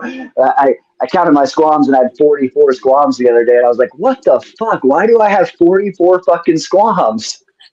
Why are you trying to trade them? And why do you act surprised about it? Well, because I just don't count shit. But then I was moving a bunch of them, and I decided to count them, which was stupid. And the funny thing is that I didn't count all of them. I was like, oh, cool, I'm down to 33 squams. And then I remembered there was a whole bunch more that I had forgotten about. So there's nothing like finding, 7 squams or 3 squams. Oh, shit, that's where I put them. Yeah. No, they have this really awesome wooden cage that I could really use for the beaded lizards, but we just can't find a place to put it. We went and measured Amber's reptile room, and that cage would take up half of her reptile room. Hey, that's like cool. It would just. It is cool. That's pretty rad. Yeah, put stuff on top of it. But her Parsons chameleon would not appreciate that, and nor would she. Also has rats in there. She has a fucking palace for her rats in there. But she lets the Parsons free roam. What's that? Oh, no. Free roam? No. She just has a big cage, and it's a small room. So, no, that fucking chameleon hates everything. She is super judgy and just wants, people disgust her, and she just doesn't want to have anything. She wants to hide behind her plants and occasionally eat a hissing roach, and that's it. So her chameleon is a Karen. She's got a Karen reptile. She's a Karen. You could leave the her enclosure doesn't even need doors. That bitch ain't coming out of there. But no, I'm gonna have them. We had talked about building something, but we don't ever have time for that shit. I'm just gonna have them build me a cage for the beaded lizards. We need a 6x2x4 that will fit. We can fit that behind the couch. We looked at putting the big cage behind the couch in the living room, but the problem is that it will literally butt up against the couch and the doors won't open. And so we would have to move the couch every time we wanted to get into the cage. And we still consider doing that, but it's too much. We'll just install seats on top of it. Yeah, just put the couch on top. It's long. Yeah, seat warmers. Tough, I mean, you'll be good. It's nice and warm. There's a problem. I have sleeping. Don't you worry. It's all right. We got it. Do you have would be keep dope, snakes though. in like If you cabinets turn- at all? You turned it into Yeah. a couch. Yeah. No, what we need is it wouldn't be tall enough, but like a giant, like the coffee table enclosure for the beaded lizards would be cool. But it'd be better for the Gilas. The reason we want a big cage for the beaded lizards is because they climb like a motherfucker, man. And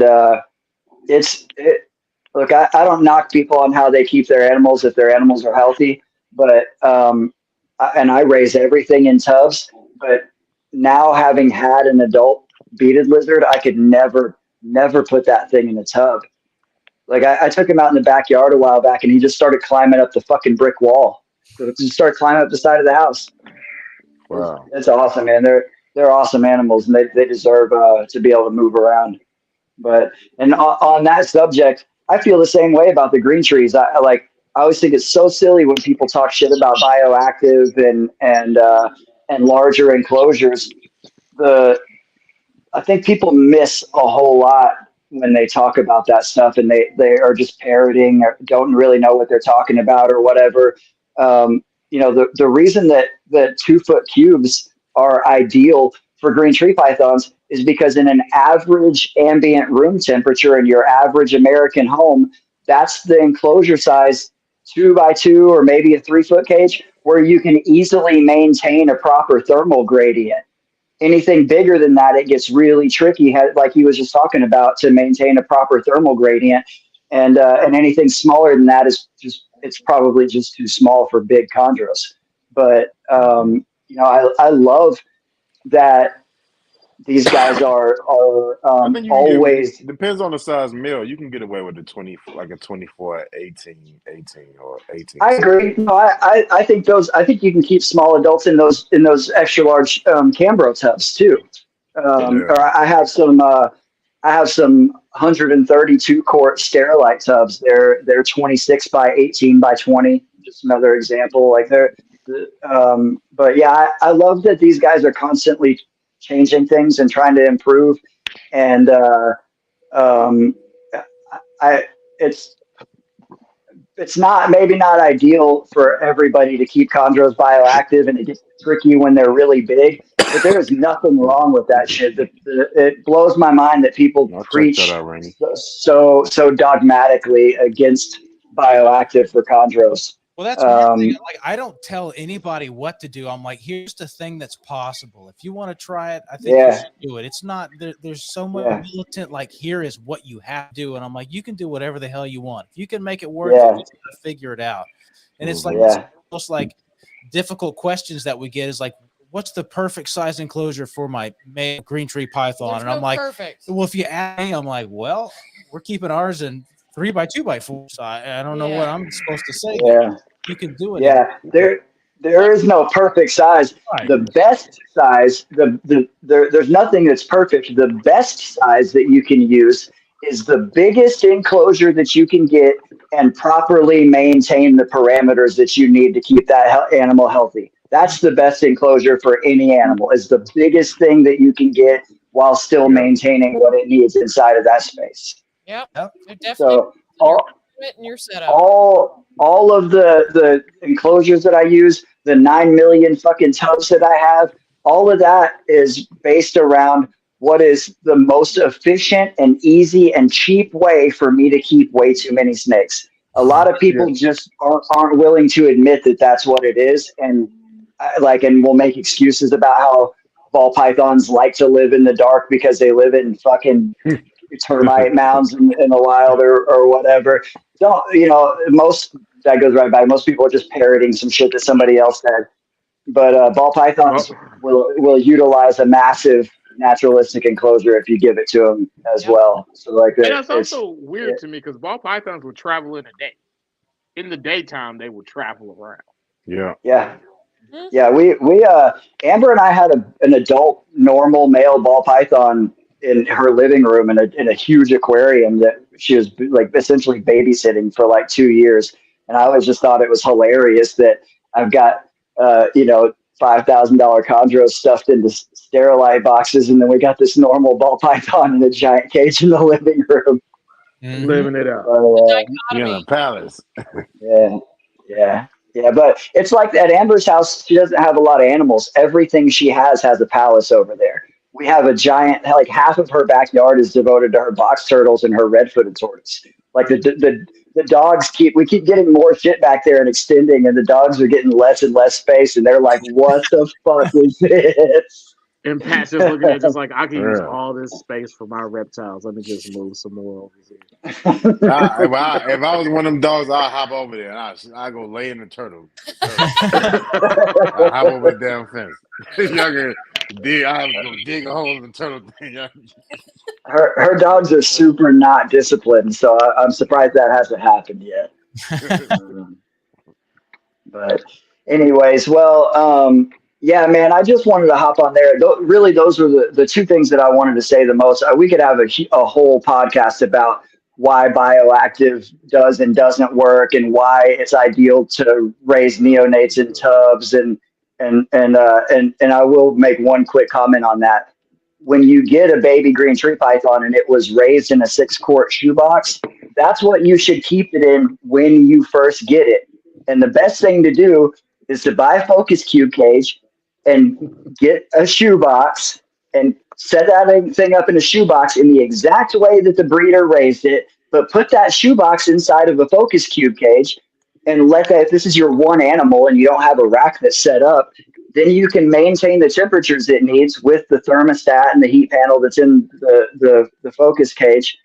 And then after the baby is settled and shed and eating well, then just take the top off of that motherfucker and let him come out on his own and move into his new cage. And you know what? I've seen it. I've recommended this for years, and I've watched baby green tree pythons actually choose to hang out in their tub for the first few days or even couple of weeks. But they'll come out and cruise at night, and they'll get up on the big perches at night, and then during the day they come back down and get on their little perch in the shoebox. Yeah. Somebody was doing that a couple years ago. I forgot who did that, but he did the same exact thing. Yeah, I've seen it happen a bunch of times. Yeah, and that's the way to do it. You let that animal slowly acclimate. It's like when you get a new fish, you drop I'll be the honest fish with bag you. in the aquarium. I had a baby pet that I put right into a big that was in a cube. But yeah, and sometimes they do great. I built like a separate PVC thing, and I put a bunch of small vines, like Steven said, on there. Yeah. Yep. Yeah. It was like, and then as it grew up, I just took more stuff out. That's all. Yeah. It's plenty ways you can do it. You got to get it right. They feel safe, you know. Yeah. The trick is water. If they can't find water, you're screwed. Yeah, man. they gotta find water. That's another thing too. Yeah. That's another thing. Yeah. So that was when they was young. I had to have like multiple water mounts on the wall. Yep. Oh, the snake! I'm so paranoid. I have a 13 by 12 by 12. I mean, it's a 1 cubic foot box, and I have 3 water sources in there. I'm like, Jesus Christ! 13 by 12. Bill's gonna be so mad if this thing DOAs on me. I cannot do that to Bill. I feel you. I just spray him, man. I just fucking spray him. Well, if I get paranoid, I'll blast him. I'm like, sorry, bro. You got it. This is for your benefit. Yeah. I agree. You never want, especially somebody that you know. You get an animal from it, you never want the animal down. Oh, yeah. I've never been so paranoid about anything in my life. This guy from Bill, I'm there like every morning, I'm just staring in there. I'm like, are you good? You good? You feel like a piece of shit, man. Yep. Like it's like you let that breeder down. Mm-hmm. I check my Bill animal like I check the rest of them, but maybe that's something wrong with me. Maybe there's something wrong with me. It's just like I'll check you with the rest of them. It ain't my Patrick female got the highest perch up there. Yeah. she right here. She sit up there, but she dangerous. She like to attack shadows and the grass and all that. She a Biak? Yeah. Oh. No, she's still on Norfolk. Yeah. Wow. Yeah. She just got a real turned up feeding response at nighttime. Hey. That's my fault. I raise dragons over here. She's making them fight like pit bulls or some shit over there. Yeah, I do. I'll take it. I'll take I it. got tires. I got tires hanging up in the yard. I make the chondros bite the tires and then shake the shit out of them. That's crazy. Chain I, collars, yeah. I never knew Pat's house was like Michael Vick's house. Oh, Yeah. No, sir. Pat Vic. Pat Vick. I'm just gonna go ahead and say this out there, and I imagine there's probably some like bully breeders in the comments right now. But Michael Vick is a fucking piece of shit, and so is anybody that raises fighting dogs. Yeah, anybody that fights dogs is a fucking piece of shit. But anyways, no, I actually do shake. I do strengthen those chondros by shaking them when I feed all of my constrictors. Every species that I have, when I feed them, when they grab that rat or that mouse, I hold on to it for a second, just a split second, and I shake that tongue and make them grab it and bite down and wrap it up tight. I do that with all of my constrictors, man. Every single time I feed them. You ball up a sock too at nighttime, let them chew on it, let them tug on the end of it. No, but sometimes I put heavy chains on them and make them drag them around the cage to get strong. Hop on the treadmill. No, You know what, Pat? After Dan, you told me that, I started doing that with all of them. I was just like, all right. yeah, I shake started it. doing it. Yeah, you make Yeah. them. You make them. It's Yeah. like the animal's trying to resist. Yeah, it's when they're younger, it's about developing a strong feeding response because that's important. But as adults, there's a reason that captive bred and raised snakes and wild caught snakes have totally same species, totally different head shape, and it's because they did not have to grow up fighting big ass mammals to survive. You know, you got wild caught adult chondros have these big fucking dragon heads because they've been snatching rats up off of the ground their whole life and fighting them and squeezing them to death. And then you get these animals in captivity that are, being daintily fucking fed dead prey and grabbing them all slow like pussies. Sir, madam, here's your rubber, madam. It's like keto when you're getting cheese. No, not that doesn't. He's not running hard enough. Yeah. What kind of cheese you want, man? You want almonds in it? I got that too. Yeah. Oh shit. Cheese plug. Oh man, Keno has.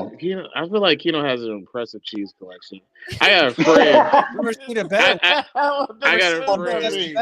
I'm impressed. What does that mean, man? What is y'all talking about? I got a friend at work. She's a vegetarian, and she I forgot what. I'm sorry. Over some break, but she had organized her entire kitchen, and she couldn't wait to show us her refrigerator, her nice drawer full of cheeses. I was like, "Who the fuck's refrigerator look like this?" What kind of cheese did you have in there? She's got some special cheeses, man. A lot of Italian cheese. Are they vegetarian cheeses? Because cheese is an animal product. Well, she's not a vegan. It was tofu cheese. Oh, so she's not fucking. So she's not batshit crazy. She just doesn't like eating meat. She don't eat meat.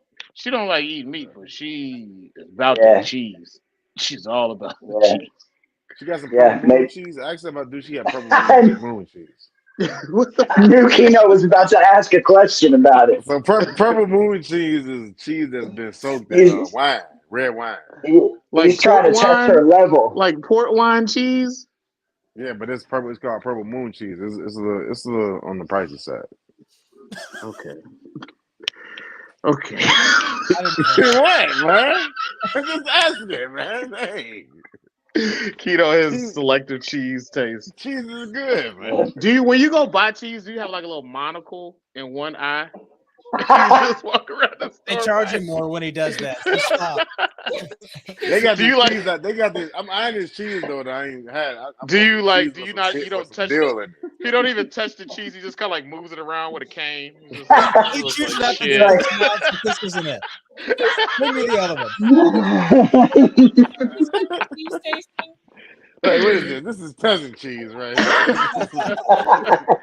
It's like, who are you serving here? Who are you serving in here? Oh man, listen. Next God time I come, damn. Cheese is next good time I for the come, soul. next time I come to your crib, kiddo, you got to pull out the cheese Yeah. It's gonna be a catalog. cheese. It's gonna be a cheese charcuterie board. I'm gonna bust it down for you. We're gonna get Cheese it and cracking white right now. Hennessy. Yeah. Nah, I've Yeah. been joking on Keno all Exactly, night. baby. He's gonna be Yeah. like, he's Yeah. gonna be like, for the real guests, we pull out the charcuterie board. But fuck you, Travis. He's gonna pour some cheese whiz on a piece of Wonder Bread and be like, here's your cheese. Oh, That's what Travis. That's what Travis. God.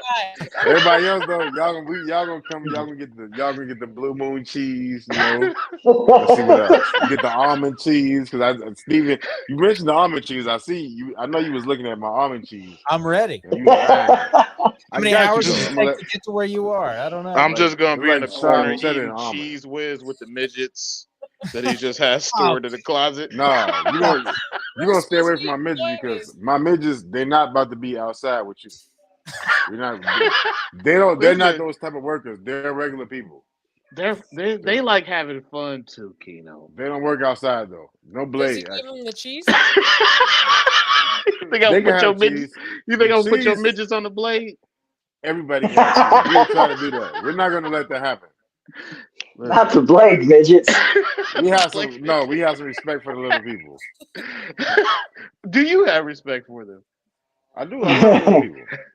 Is I got a spot in my deep in my heart for little people. You've seen his hat. He's a serious man. When you go Yeah. collect the midgets from like just the various little handicap spots, do you sing like motivational Michael Jackson songs? Do you sing like "You're Not Alone" and like "Man in the Mirror"? Nah, what you mean? They normal people. I just be like, hey, how you doing? But you look down though, and be like, all right, my name Keenan. Do you like sing like Black and White, but you remix it like big or small? It don't matter if you big or small. You do that? This is terrible. Jesus. This is terrible. See, you see this? He's trying to make fun of little people. This is not cool.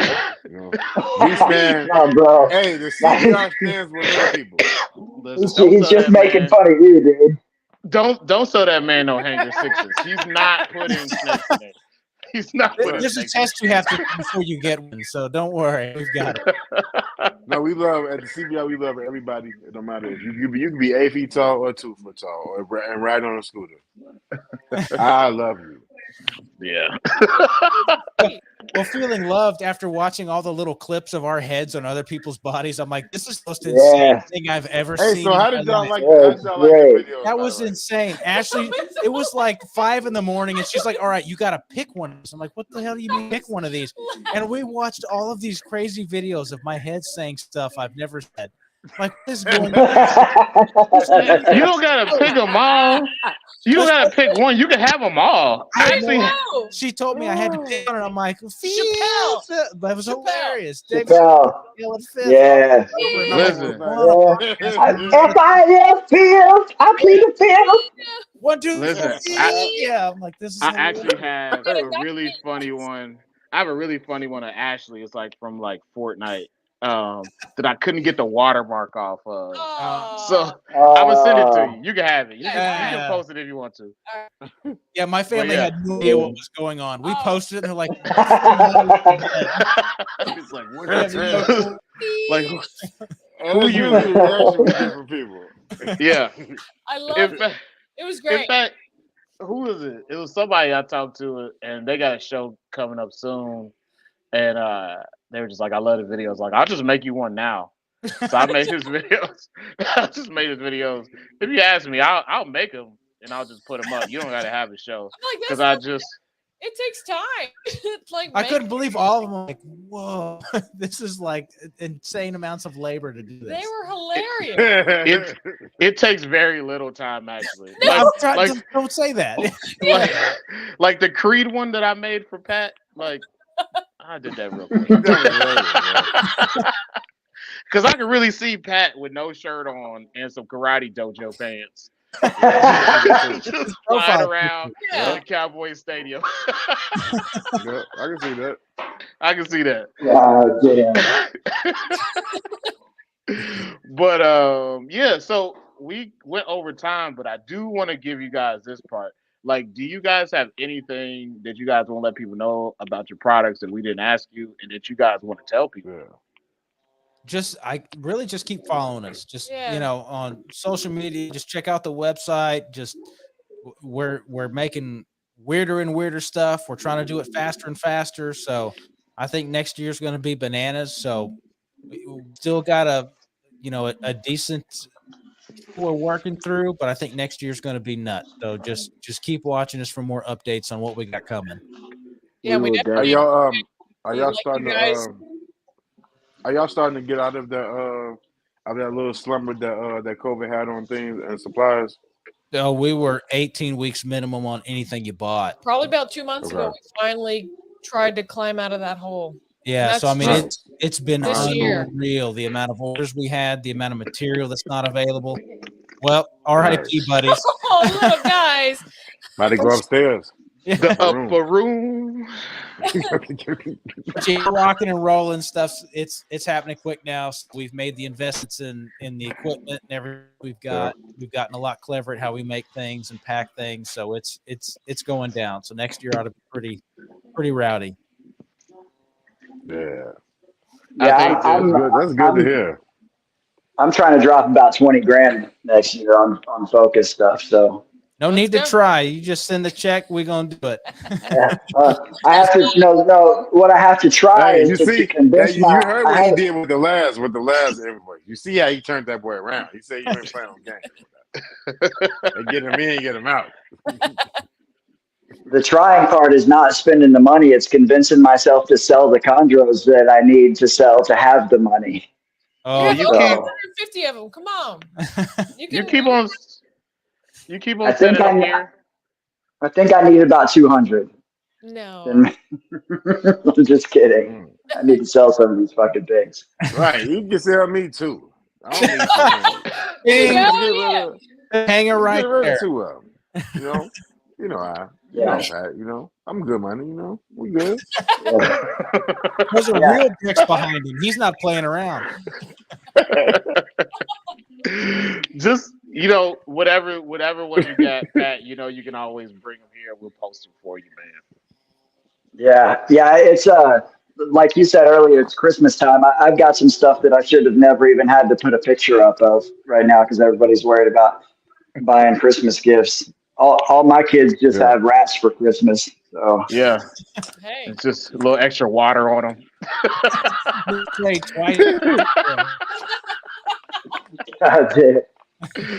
Oh man. Well, whatever you guys want to get off, you guys just let us know at whatever parting words you have for the Chondro community. Hey, y'all can send us y'all can send us like crested geckos too if y'all like selling stuff. We'll put them on the bar room. Just no ball pythons. We'll put whatever you guys want up on Chondro classifieds. We don't really care.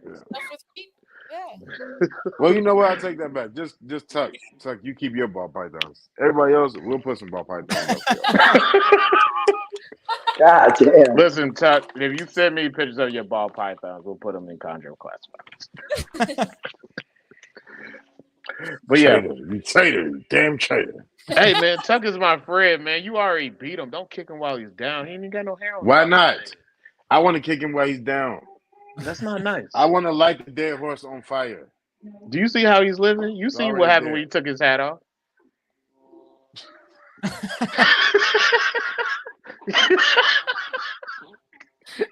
Chuck, I didn't say that. You see that? I didn't say that. I was just talking about the fantasy. I didn't say that. Terrible. We are. We really are. But why do you keep coming and hanging out with us? I have no fucking idea, man. He's trying to figure out how to get out of here. Oh, he is of the same terribleness. Look, don't let him fool y'all. He coming up with his button up on today, button all the way up to the top. This ain't the man with the safety. Oh, I got one more. Well, for real, if you guys want to do a bioactive and caging episode, we can do it. Cool. Yeah. If we want to get Pat and Amber on, whoever else y'all want to get on, we can do it. We're down. All right, let's do it. That would be a good episode to do. Bioactive green trees, Yeah, it's fun. Pat can show us how he makes chondro enclosures out of kettlebells. Be a real He's the He's got the important stuff all in the same spot. Shipping is brutal. All in the same Sorry, spot. they're solid. But yeah, I think that's been us for the Chondro Bar Room. We appreciate you guys coming through. Pat, you know, we always appreciate you for coming over and messing with us. You got a standard anytime you invite. put up, Pat. Yeah, for sure. Pat I always tell Pat, you just gotta let me know and I'll bring you in. I'm just gonna start sending a link to Pat. I'm just gonna send it to him. We appreciate you guys. We appreciate y'all too. I think I'm about to 24. Look, Patrick, you need to slow down now because I need them. They need some room to be able to send me some stuff. All right, you just wait till about June to put your $20,000 damn order in. I'm probably only going to do about 10,000 at a time. I'm gonna have to split that in half. Start in June. Do June and then like October. Slow down. Relax. Yeah, it may be something like that. I actually wasn't planning on hijacking this thing. I literally just wanted to drop in and say that if you are not buying focus cube cages, you're fucking smoking crack. So get it together. We were talking about meth earlier. This is taking a weird turn. Okay.